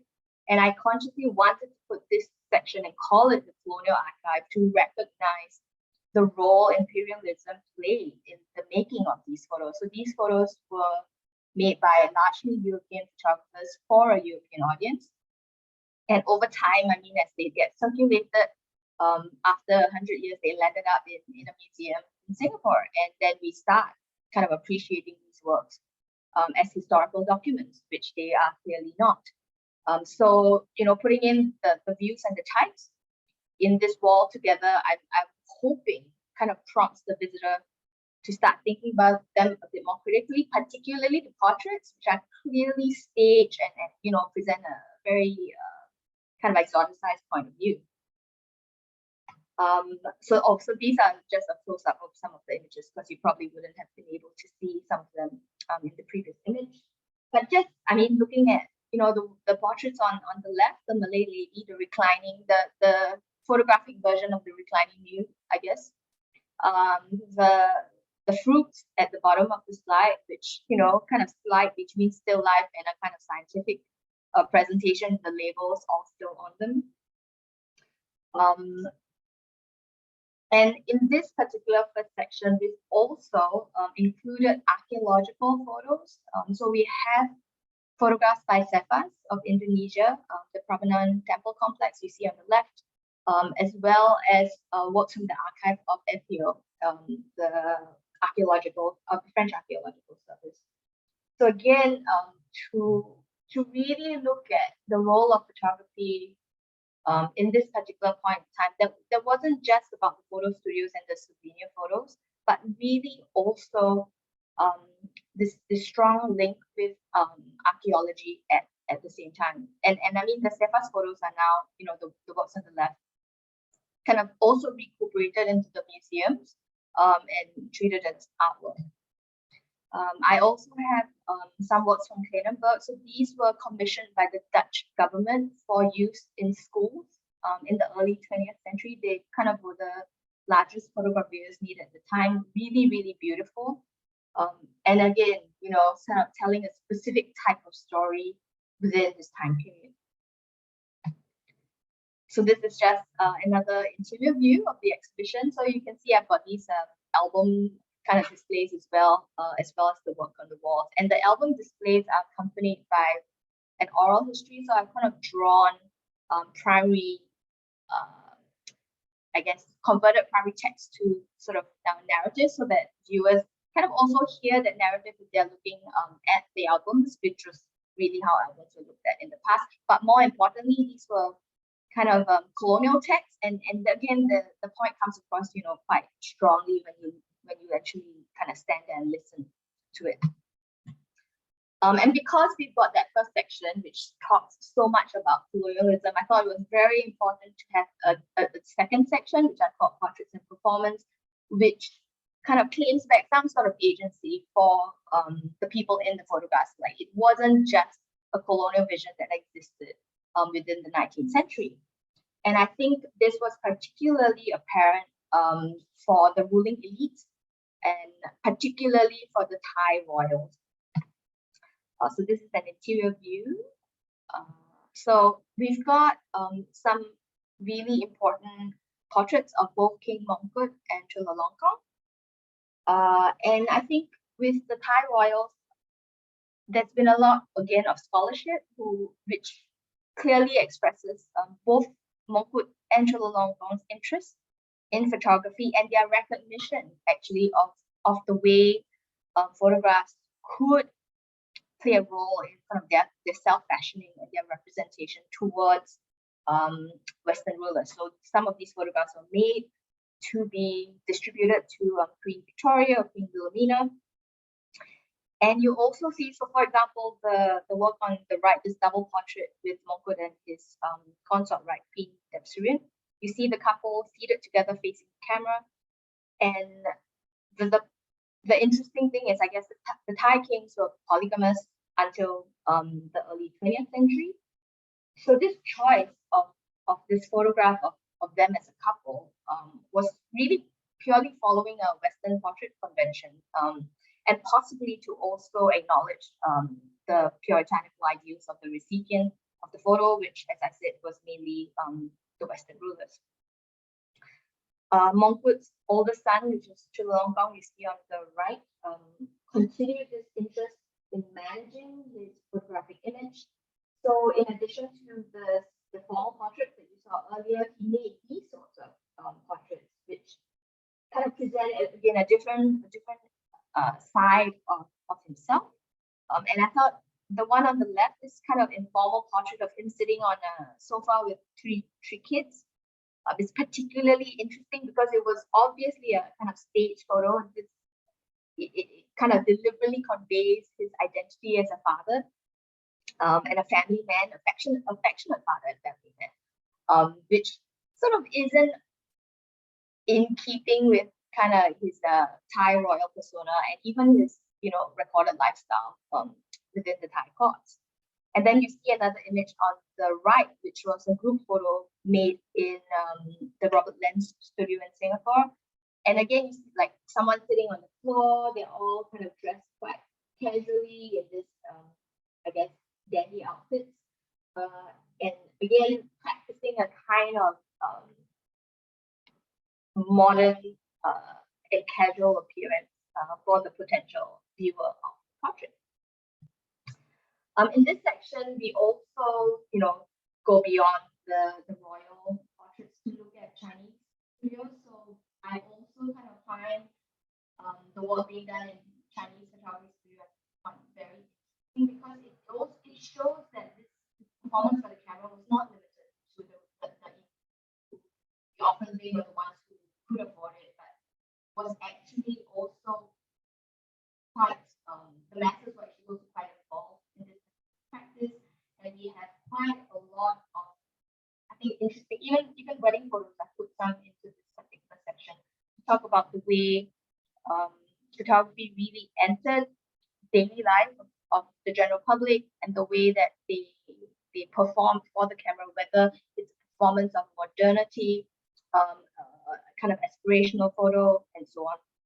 There's also a section on ancestral portraits because we sort of the way that ancestral portraits are treated in kind of Southeast Asian culture is quite different in the sense that it's not the image that we are so concerned about, but kind of the object as a representation for the person. I'm going to move along a bit quicker because I think I might be running out of time. In section 3, we call In Real Life. So it's a section about documentary. And we start with, that's when we were still setting up. So we start with a section on the Singapore photographers. So they were also, they sort of called themselves pictorialists at the time in the 50s to 70s. Yet interestingly, by the 80s, again, these photographs were recuperated, like when they were reproduced in the press. They're often again described as documentary photos, like documentary photos of life in Singapore in the days gone by, like the peaceful, idyllic lives of our fathers in the 60s, which is obviously completely inaccurate because they were made as art forms for exhibitions and judged accordingly. We also have more, I guess, recognizably documentary work. Rong Wang Sawan is a Thai photographer, and Mishmin Dulin was Sihanouk's official photographer in Cambodia. But what I want to go to is this particular section. So I've put in a section on the Vietnam War in this third section.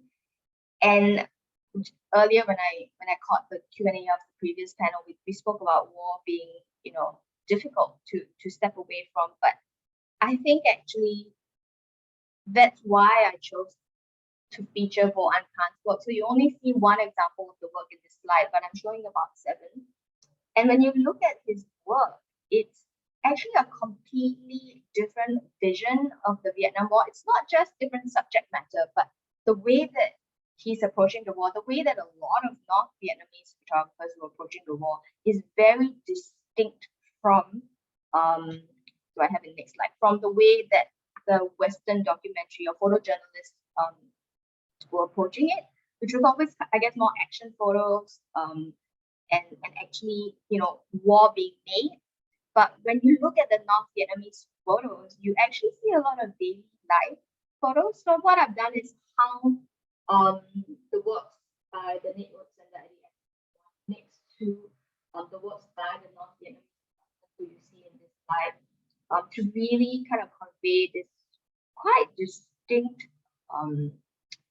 difference in not, I guess the wrong word would be appreciation, but this difference in vision really, in experience and in what war photography should or could be, because these were made by professional photographers, so they were not like sort of amateur photographers taking photos just for their daily lives. These are their version of war photography. And I also have a section on the Indonesian independence movement. This was very much made by a Republic news agency, and by that I mean a news agency that was consciously pro-independence and kind of saw it as their duty to capture a lot of this work. Section 4 kind of starts moving into that fine art mode. So a lot of the artists and photographers represented in this section are names that you start recognizing from the biennales and triennales. And I called it new subjectivity, which is a bit of a pun on new objectivity, but I think as some of my colleagues at the gallery say, no one's going to get it. Nevertheless, I kept the title.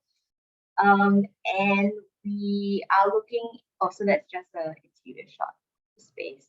So we have some early conceptual work from various photographers around the region. A lot of them are unknown actually. So in the section 3 and 4, I think it was we found a lot of work, fortunately, that have not been exhibited much at all. So here is Praman from Thailand, Johnny Manahan on the top right, and Nak Jamir on the bottom. And they all, well, not all, Johnny wasn't, but Praman and Nak ended up being very important educators in their respective countries. And they really were playing around with photography's experimental capability, but also there was a turn inward. So it's quite interesting, like from the previous section where the camera was still used to document events. Here you see quite an interesting, and across all the countries, by the way, this interesting turn of the camera inwards towards themselves. So a lot of autobiographical work, a lot of self-portraits started to appear in the 70s as they were thinking about what the photograph could do, you know, in the post-war period.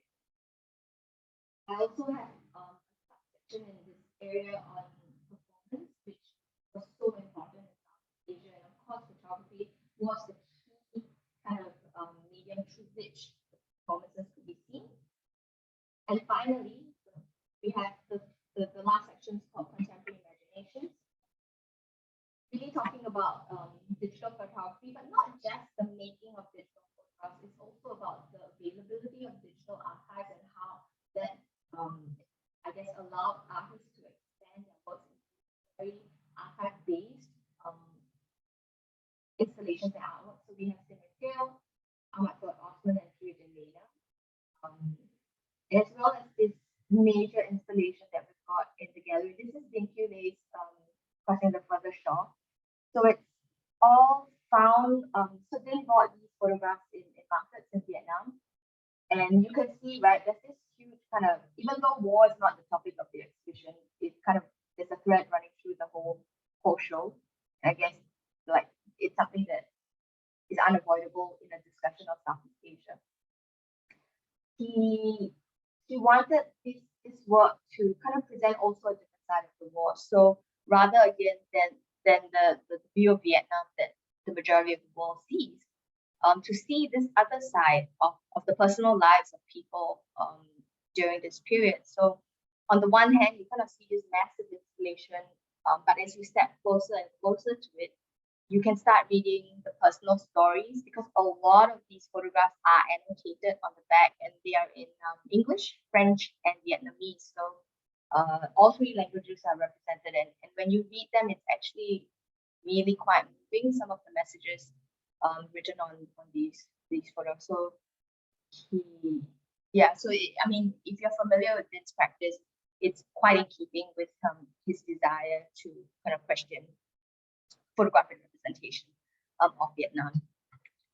We also have, so these also are based on archival materials like this and Simran and all the other artists I've shown in this section so far. So that was something that came out in the research, that within the contemporary, the making of or the using of archives is really, really quite extensive.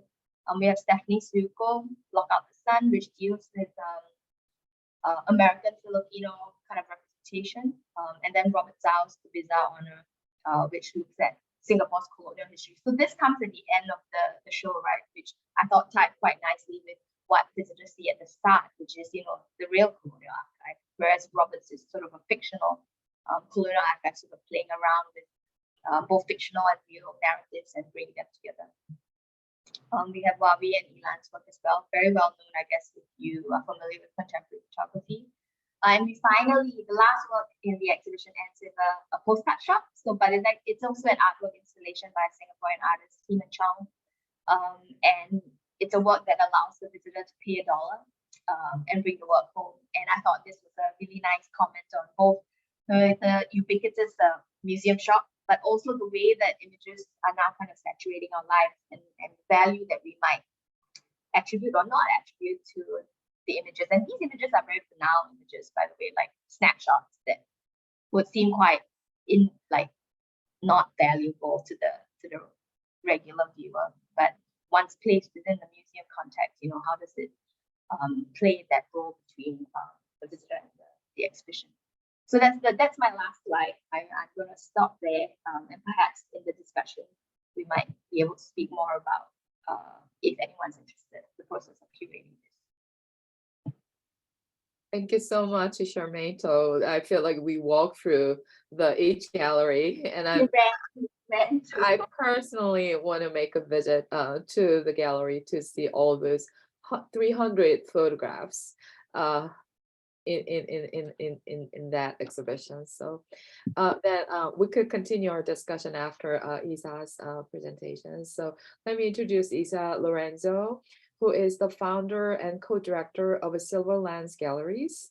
The Silver Lens Gallery in Manila, the Philippines, in 2004, exclusively devoted to photography.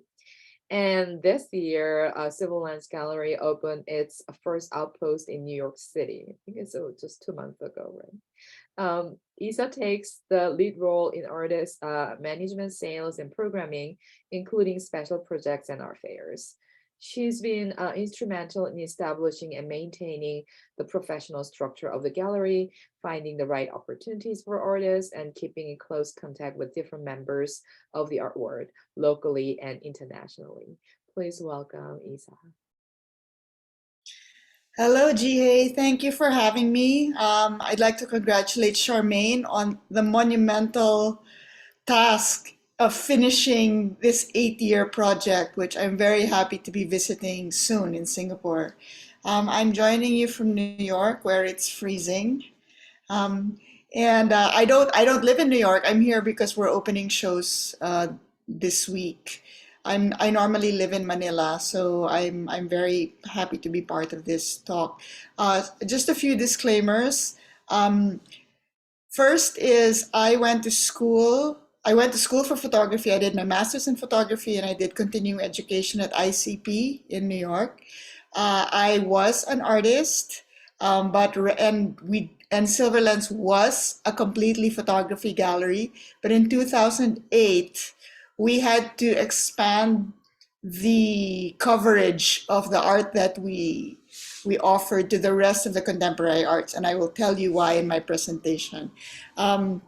So I am right now I'm a gallerist, but I also wear many hats. because as I will tell you, in the Philippines, as a cultural advocate, you do many things. You have to do many things. Okay, so I'm going to share my screen.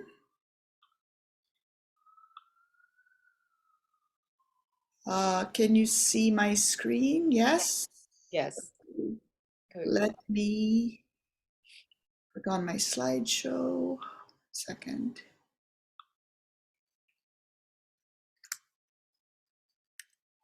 Okay, so welcome to Philippine Photography through the Silver Lens Experience. Silver Lens, and this is from 2004 to 2022. So Silver Lens was established in 2004 in the Philippines at the time when the art industry was still very much in its nascent stages, as gallery systems were largely non-existent and institutional infrastructures were weak. The initial aim of our gallery was to provide a platform to showcase photographic works. In 2004, I arrived in Manila from New York and opened the gallery immediately in my apartment. Not the best idea. I think it was the worst idea ever, but it was all I had at the time. And what I soon found out were, number one, Filipinos, and I would say most Asians, are very wary of the reproducible image as a collected form. Second, commercial photographers were not seen as collectible artists making their own work. Why would collectors or clients buy these photographers' personal work when they could pay them commercial rates and get whatever images the clients wanted? Number three, there were many photography cliques. There were the camera club hobbyists, the photojournalists working in news and newswires. There were documentary photographers who were storytellers working on long-term projects, some years or decades in the making, and films. There were fashion photographers who were working with glossy magazines. There were lifestyle photographers working with the same magazines. And then there were artists working with photography who were not necessarily trained in photography. They didn't understand anything about photography, but they were using the medium as their art form. And they were doing really fun things: collage, using X-rays, using light boxes with different kinds of light medium inside. And the last group were the trained photographers who were using the medium to make art. Our job because I really wanted to make photography a collected art form. So our job was to find artists or photographers who were in the last two categories. So these were the artists working with photography, and to train them to use photography the proper way, and photographers using the medium to make art. And we did. So I'm going to run through about 5 or 6 artists who we found or who we started working with. 9 artists we started working with in the period since. Each of these artists has a great story of how they came into Silver Lens and how we found them. I also have to tell you that we have no photography institutions, unfortunately. And this has been a huge problem because we do not have any central repository for archives or images. Everything is sort of dispersed. However, there are libraries, such as the Lopez Memorial Library, which collects archival images from, I would say, late 19th century to early 20th century. And then there's the Ortigas Library, which sort of runs along the same time frame. The Ayala Museum as well collects all sort of archival historical material. But anything after the war, the Second World War, you will be hard-pressed to find. And I feel like we need a Germaine in our lives to gather all of this and to create these archives and to do the research, because they exist. But because the humidity and the weather in the Philippines is just so harsh, a lot of these negatives are just rotting away in someone's closet. And this is where I start my slide presentation of pictures. What we're looking at here are these archival images from original negatives from 1946. So this photographer, his name is Teodulo Protomartir. So just to give you an example, just to give you an example of how difficult it is to find these guys. So this was a tin can of negatives that were already, they stunk. It was vinegary, they were rotting in the heat, and they were at a junk shop. And they were found by a film maker whose name is Uro de la Cruz, who took them from the junk shop to me, to the gallery. And we had to open all the windows and then open the tin can, and all of these negatives, these medium format negatives came out of this guy, Teodulo Protomartir, who I'd say was the first street photographer we had in the Philippines. And they were all negatives taken during liberation in 1946 at this parade when the Americans had come through Manila with their, with all their planes going through as a celebratory, in a celebration, a festival, a parade, wherein the war was over and we were liberated from the Japanese. So this was, and we found this in like 2008. Even to find the families of these people, of this guy, of Teodulo Protomartir, we couldn't find them.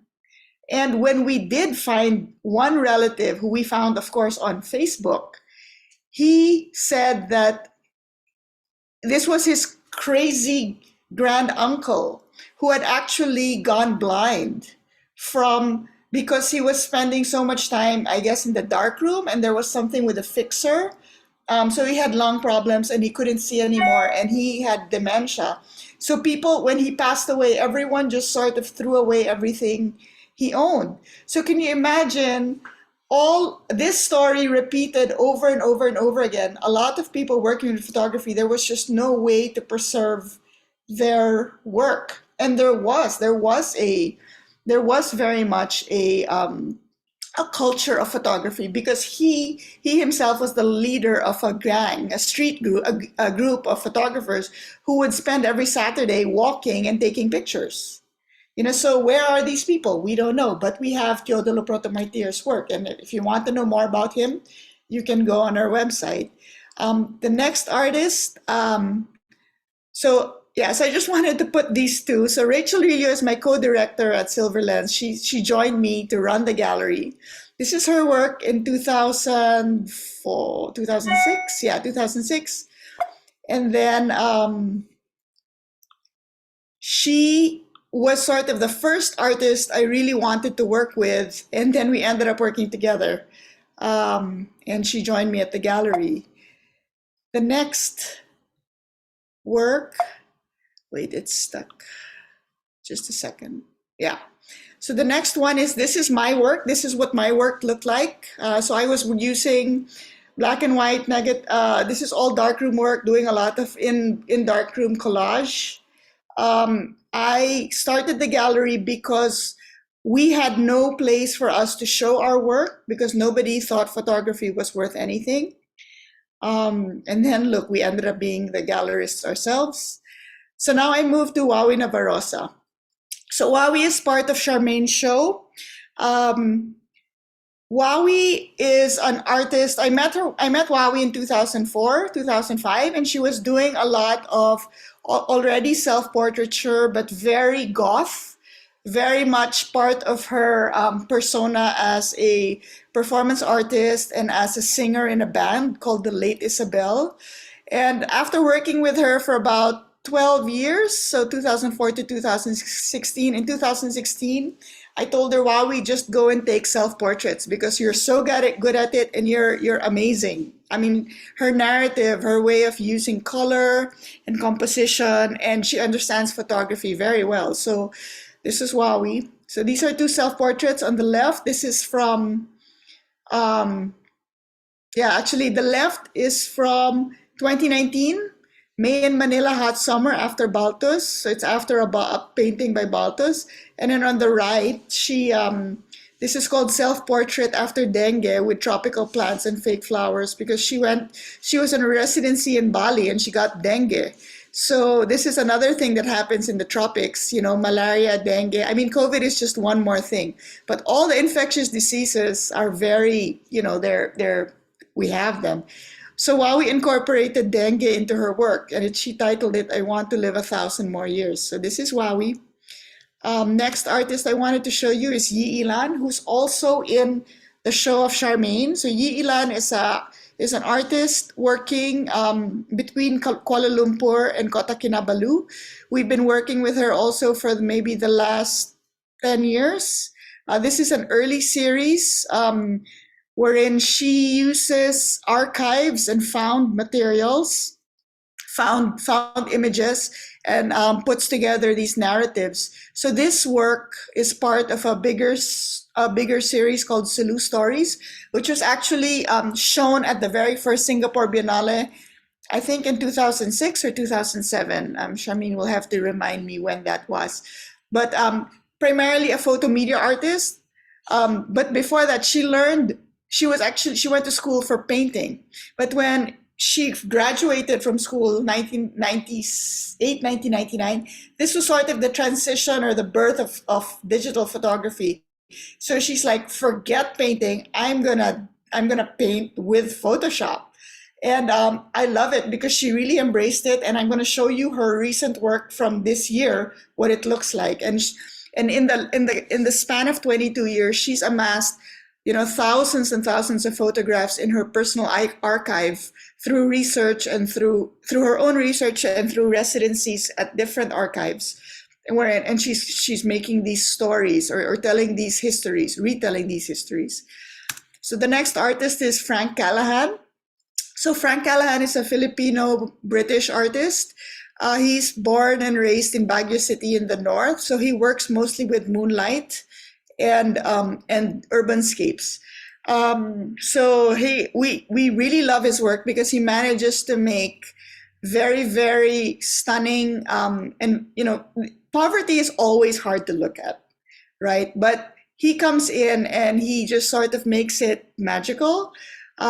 He uses a lot of, again, this is all moonlight that he uses. It's very technical. This is a series he did on the Pasig River. The Pasig River is sort of the river that cuts through Metro Manila. Super polluted, but such a great, such a great artery for our city. And these works were commissioned so that there would be awareness to saving it, because it truly is one of the last, it's a great river and it needs to get saved. So I move now to Gina Osterloh. So Gina Osterloh is a Filipino-American artist based between based between Columbus, Ohio and Los Angeles.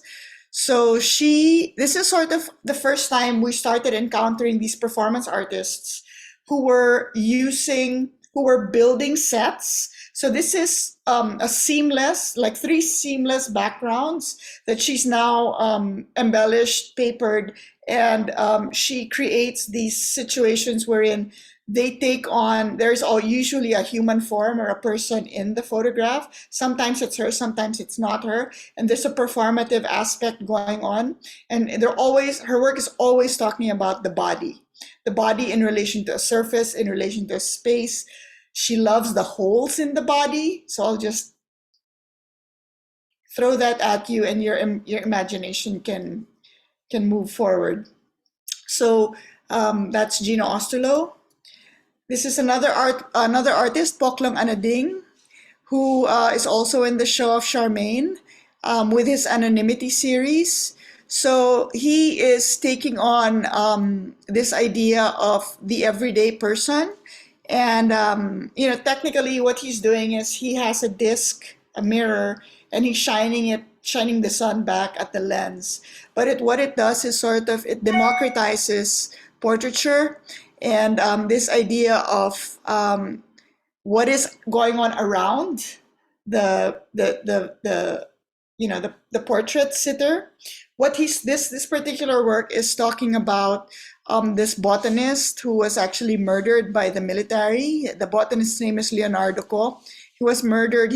Well, I don't know if he was murdered because he wasn't intentionally killed, but he was mistaken as a rebel, as a terrorist, and he was shot while he was gathering specimens in one of the forests in the north. So Poklong wanted to shine a light on this really horrible tragedy and sort of have claim justice for Mr. Leonardo Co, Dr. Leonardo Co, the botanist. So all of this series of his has seven portrait sitters, and they are all people who are part of Dr. Co's family and other botanists and other researchers, and they're all surrounded in this garden by, well, they're standing in their personal garden surrounded by indigenous plants. So this is Poklong Anading. Another artist, MMU. MMU is also a contemporary artist. So Poklong Anading, MMU, these are not trained photographers. They use photography. Whereas the first three, Wawi, Elan, and Frank, they're trained photographers, so they know what they're doing. But Poklong, they're not trained photographers, but they are using photography for different things. So Poklong has social justice as his cause for that particular series. For she's just a serial collector of images. So she shoots everywhere. She's just like rapid fire shooting everything. And her personal archive, she must have, I'm not kidding, like 100,000 photographs of street life in the Philippines. And we love showing her work because it's so, it's such an overload, and you really feel like you're on the street. So, and always her pictures, they're not judging anything. They're just sort of very documentary style. Well, not documentary, very like street photography, just shooting and shooting and shooting. So, and she usually shows her work in grids of 9, 16, 25, and so on, 36, and so on and so on. So that's MMU. This is another artist who uses photography but is not trained. This is Nona Garcia. So this is a light box.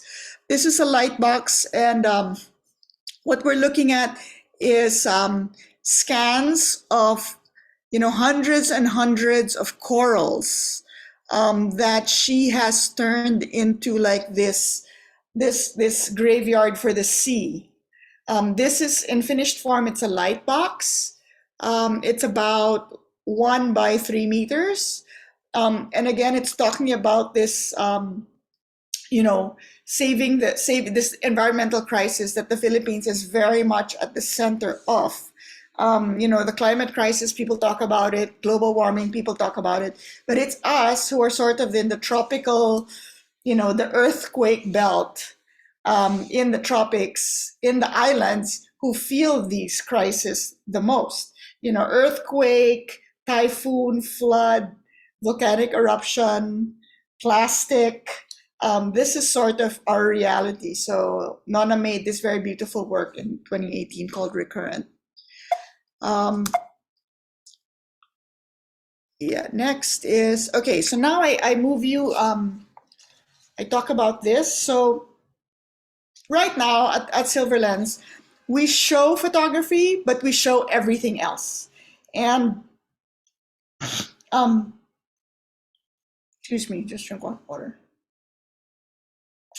So over time, well, actually in 2008, the aim of Silver Lens expanded to highlight the rest of the contemporary arts. Now we represent 27 artists who work across many mediums. We love artists to do many things and incorporate these into their practices.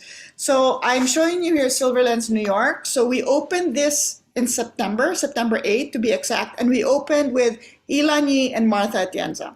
So what you're looking at is our facade.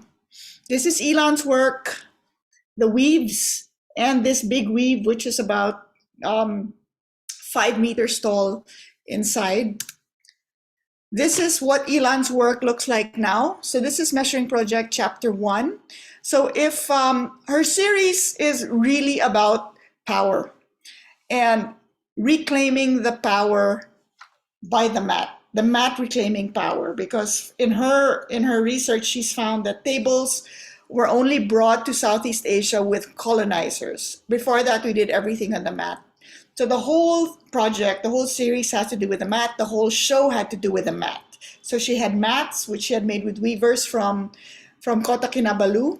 And then she had photographs with, and this is her Ilan self-portrait series, self-portrait chapter 1.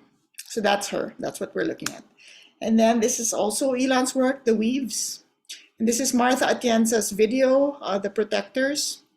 So our artists work with all sorts of mediums, not just photography. We have video, sound, installation, painting, sculpture, etc. Now I move into today. These are artists that I wanted to talk to you about. This is sort of the ones who are doing long-term projects. We have Germaine Krull. This is a series about his mother. And then the next one is Jelle Concepcion, who's based in San Francisco, who is talking about mental health issues. So his whole Instagram feed is so beautiful. It's talking about people who feel like they're forgotten. So he gives space to so he takes a portrait of people and then he asks them, what do you want to tell the world? And it's very beautiful, very poignant, very poetic. Again, moving into social media and today, 2020 to 2022. This is another artist, Vijay Villafranca, documentary guy who's been working, oh my God, he has projects like decades. So he has a project on religion. This is a project on gangs in prisons. This is a young artist, Diane Rosario, who's working with I guess with like pure photography. And then this is a duo, Senon and Mav. They work with performance using their bodies.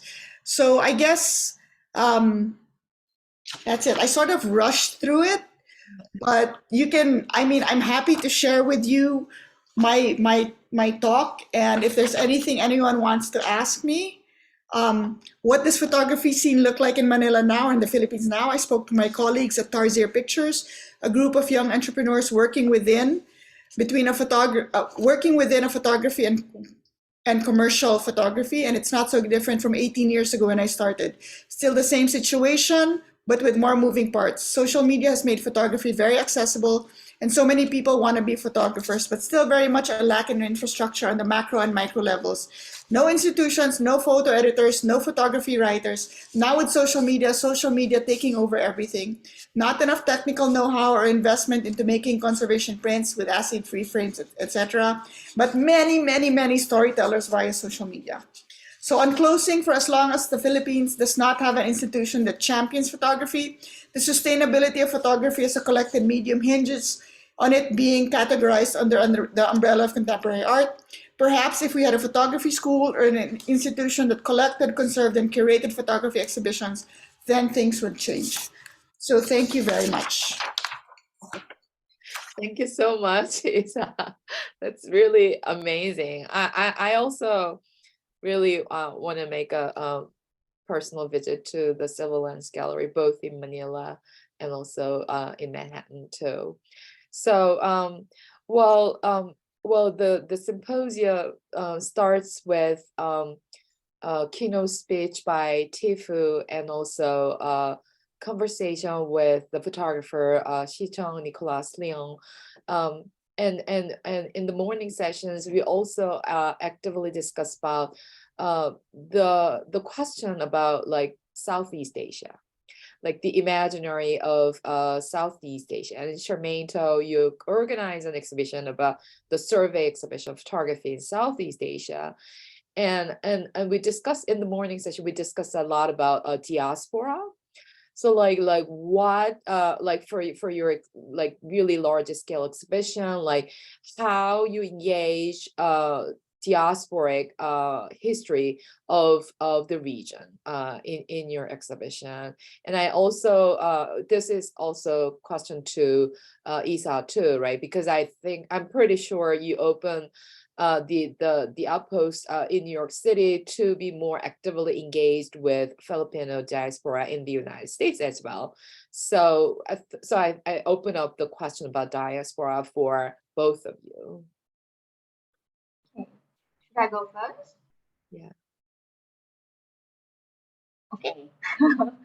So for me, we have lots of diaspora artists in the exhibition. We've got Dinh Chule, Viet Q, someone like Stephanie Siuko, who's sort of based in San Francisco, but I think still engages a lot with issues dealing with the Philippines. But in general, not just for this show, for when I work on other shows on Southeast Asia, I think we've always been very open to including artists who might no longer be based within the region, because we do have a lot of diasporic artists. And so it's not driven by where they live, but more by the issues that they are dealing with. And for my show in particular, I mean, we start with European artists. So it cannot be restricted by nationality. It's about what was happening in the region. Like, that's the story I'm trying to tell, rather than the makers. Because I think this focus on biography is also a very, I mean, it's an art historical model, right? Which at times I think we need to question a little bit. And this is something we've done in also outside of photography in the permanent exhibition on Singapore at the show. So it draws, we've got Chinese artists because we wanted to show the influence from China. And in the next iteration, I'm showing, for example, examples of the Quran, because we wanted to show a visual culture from wider South Asia as well. So for me, it's always been quite an open category. Yeah, I don't know about Isa. Yeah, most definitely. I mean, we work with Stephanie also. We just did a show of Stephanie in Manila in April. It was a protest show. We're not necessarily a political gallery, but we wear our politics through the art that we show. Gina Osterloh is diaspora. Vijay Villafranca, not Vijay. Jella Concepcion is diaspora. I think that a big reason why we're here in New York is because of this diaspora. We have millions and millions of Filipino Americans, second, third, fourth generation here. And they have felt mostly invisible for the last, 80 years, ever since they came here as fruit pickers in Northern California. And of course, all over the world, we have, just to give you an example, of the 27 artists that we represent, only I think 10 actually are in the Philippines or in Southeast Asia. Everybody else has moved. Canada, New Zealand, Australia, the US, Singapore. So it is the nature of the way things are. We move either out of economic necessity, for economic migration, or family. They get married, or their partner is from somewhere else, or their job. They get a better job, or their job takes them to a different place, or their families are already elsewhere. So this is a huge part. Everyone we're showing in the gallery is some sort of kind of diasporic artist, not just Filipino American. So this is, I think, where the future is. It's a sort of what is, what the 21st century is going to be about. Thank you so much. And like we've been, throughout the symposium today, we've been really tackling the issue of this imaginary of Southeast Asia, and even photographers like Upong Sang, he also showed his photos in South Korea during the 1960s. So then the visualization of the region is very different from South Korean perspective, especially in the context of the Cold War politics at the time. communist bloc versus anti-communist bloc. And I do see, like, I'm pretty sure, like Germaine's the exhibition at the National Gallery in Singapore really also addresses the cacophony or the tension among the participating photographers and their works too. And at the same time, I was wondering, like, the 300 photographs are all from the museum collection, and how the process of selecting works for this large scale exhibition, because Isa also raised the question about like archive. So like even in the Philippines, like not exclusively photography institution like the Center for Creative Photography we have here, but like art museum in general. So like they might have photography department, or they might have collection of photographs within their own institutions. So like this kind of like intertwined connected relations between like collection, archive, and selection process for the exhibition. Yeah, so that's actually really interesting because it's something that, so as the proposing curator in an institution, that's something I have to struggle with because I have to deal with committees. Like when I want to buy anything, I have to deal with committees. And one of the questions that has come up is why, like, this isn't art. Why are you buying this non-art photo? Because I think as Isa so nicely explained, like this idea of art and photo within Southeast Asia it's still very new. Like people think of it as maybe not a precious object, not an art object. And so I have to keep explaining it, again and again, like why we want to acquire something for the collection, why it's significant. Not everything in the show is from the collection. I have works from archives, so I've borrowed works. Not borrowed works. I've taken files from archives to print. That includes the Thai National Archives because they don't have original. So some of the works of the 19th century, the works by the Thai consorts, they come from the Thai National Archives. And then the archaeological photos of Indochina, they come from the French, the FEO, from the French Archaeological Service. We also have, so the IPOS photos, the Indonesian press photos come from the Antara archives. So it's all, so there are not a lot of, those are the three kind of reproduction works in the show. And even though, so we can't collect them, right, because they're borrowed from various archives, but I thought it was nevertheless important to borrow and reproduce and place them within the show to tell the histories that were happening. But with your question about this distinction, it's still a gray area. I don't think there's a real answer to it. I kind of just struggle and make my case on a case-by-case basis to our boards.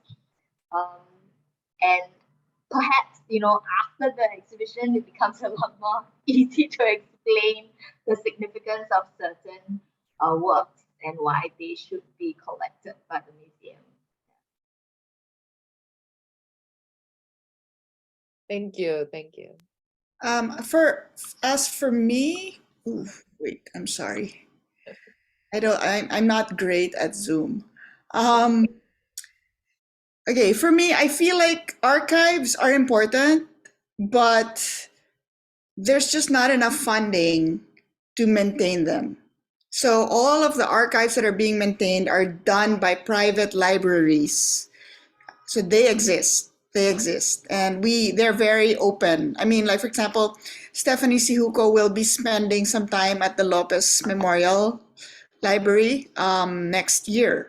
So she's going to be putting together a body of work that's specific to Southeast Asia. And that's really exciting. So, and then Ilan Yi has her own archive, and MMU has her own archive. So these photographers are within themselves doing the heavy lifting of whatever they can. But again, central repository, central brain, none. We have a question from our one of our panelists, the photographer Sicheng, Nicolas Leon, to Germaine. You briefly mentioned that ancestor portraits in Southeast Asia are valued more as objects than as images. Could you elaborate on this, please? Well, this morning we also, the photographer also addressed this issue in his project, and this is also my dissertation topic when I studied like many years ago. So yeah. Yeah. So one of the interesting things that came up in the research, so it's not just ancestral portraits and monk portraits. So I didn't talk about monk portraits in our presentation, but we are showing monk portraits from Cambodia. So when we were doing the research on these sorts of portraits, we realized that they're actually treated quite differently from portraits in, I guess, the Western context, if you want to generalize it, where the photograph is an image of the person, and you see it as a kind of an image reproduction of the person. But in the monasteries or in the Chinese Straits Chinese homes, these images don't just act as images. So they're objects in the sense that they are actual material objects that you have a relationship with. So for the monks, there's a kind of divinity associated with the object where you see the object and you kind of get an experience or you touch a bit of that. And that comes across actually sometimes with the Thai royal portraits as well. The image of the king is, more than just an image. It's also a stand-in. It's a replacement for the king. In the Straits Chinese ancestral portraits, they are placed on altars within the Chinese families, and so when they are worshipped, they, when you give offerings to them, they're in place of the person. The person is seen as a stand-in. So the materiality of the image becomes very important in these cases. So this was something that, it's a survey show, so we can't go into that much detail, but it was very interesting to note this, I think, quite distinct use of photography that seems to be specific to, certain parts of the region, like the way that we are treating this particular photographic objects. Yeah. Yeah, I remember it's also closely related to Peranakan culture. Yes. As well. And also it's not exclusively Asian practice, because there are several countries in Africa, and also like recently that we had a Day of the Dead, like the ofrenda in Mexico, in Latin America. So from this perspective, like the European and the American use of portrait photographs is getting provincialized by this major use of portrait photos for ancestral memorials and funerals throughout Asia and Africa and in South America as well. And I'm really excited to see those objects in your exhibition as well. So it's not just exclusively photographs made by professional photographers, but it also included like archival photographs and also colonial archives and also vernacular photographic practices as well. So it's really innovative approach to the exhibition, and congratulations again to the opening of your, well, it's going to open next 2 weeks later, right? Yeah, opening on the 2nd of December. Okay, how long does the exhibition run? Oh, it's long. It's going to run till August. So August, okay. So we could, the audience and Meg and I still have time to purchase tickets to Singapore, maybe next summer. So to enjoy this mega scale 300 photographs in your gallery. Thank you so much, Isa and Germaine, for joining us and sharing your experience. And now, I'm having to Meg to introduce our speaker for closing remarks. Thank you, Jihye. For closing remarks, I'm delighted to introduce you all to the Center for Creative Photography's interim director, Stacy Santa. Stacy began her University of Arizona career at UA Presents in 2001. She left in 2006 to serve as the executive director for the Merced County Arts Council and manage a multidisciplinary venue. In 2012, Stacy happily returned to the university, where she is now the interim director of the Center for Creative Photography and managing director of Arizona Arts Lab. Prior to her university career, Stacy earned her master's degree in nonprofit management from Case Western Reserve University. She worked in homeless advocacy, coordinated a senior volunteer program, and served as a house manager for myriad professional and amateur theaters. Thank you so much for joining us, Stacy, to conclude this wonderful day of conversations. Thank you, Meg. And thank you to everyone who joined us today for the Symposium Photography in Southeast Asia, History and Practice. Whereas the first two installments of this series of symposia focused on Korean photography and Taiwanese photography, respectively, the third installment, this time held over the course of a single day, presented a unique opportunity to center on histories and images specific to Southeast Asia, and to hear from artists, curators, and professors who are closest to this important scholarship. Together, these symposia do the needed work of extending photography's histories, of introducing the latest in photographic research and practice, and of open dialogue across geopolitical boundaries as we gather quite literally from across the world. To that, and on behalf of the Center for Creative Photography, I want to thank Dr. Ji-Hae Kim for her tireless work to design and organize these series of symposia, which are dynamic, insightful, and inspiring. CCP is so grateful to have been invited to support the work of Dr. Kim and to play a part in these crucial discussions about Asian photography. At each symposium's conclusion, I can share with certainty that our colleagues at CCP look forward to the next symposium and the next collaboration with Dr. Kim. Before closing, I'd like to extend my most sincere thanks to the CCP Directors Circle and CCP members who support the institution's initiatives in programming, education, and collections, and are vital to CCP's opportunity to likewise support projects like photography in Southeast Asia. Thank you to the University of Arizona School of Art, to Colin Blakely, and to Michael Chesnick, and thank you to Arizona Arts, and especially Cy Barlow, who builds the digital infrastructure for the symposia. Many thanks to Meg and the CCP team, and of course, thanks to all of you who joined us as audience members, and a special thank you to the symposium participants. For all of you starting your weekend in a time zone pretty close to Arizona, enjoy your weekend. For those of you who are halfway through, take a nap and enjoy the rest of your weekend. Thank you so much, Stacy, for giving closing remarks, and you already thanks to everyone, including me. But thank you so much, Stacy, and also to the speakers and panelists and the audience, and to Meg. This is a long day, starting from 10 a.m. Well, we did have lunch break, but still, thank you so much for joining us, and we really look forward to meeting you again for our next installment on Asian Photography Symposium next year. So have a great weekend, everyone in Arizona, and also the rest of weekend for those joining from elsewhere like Asia and Australia and Sweden. and goodbye and see you next time. Thank you so much. Bye.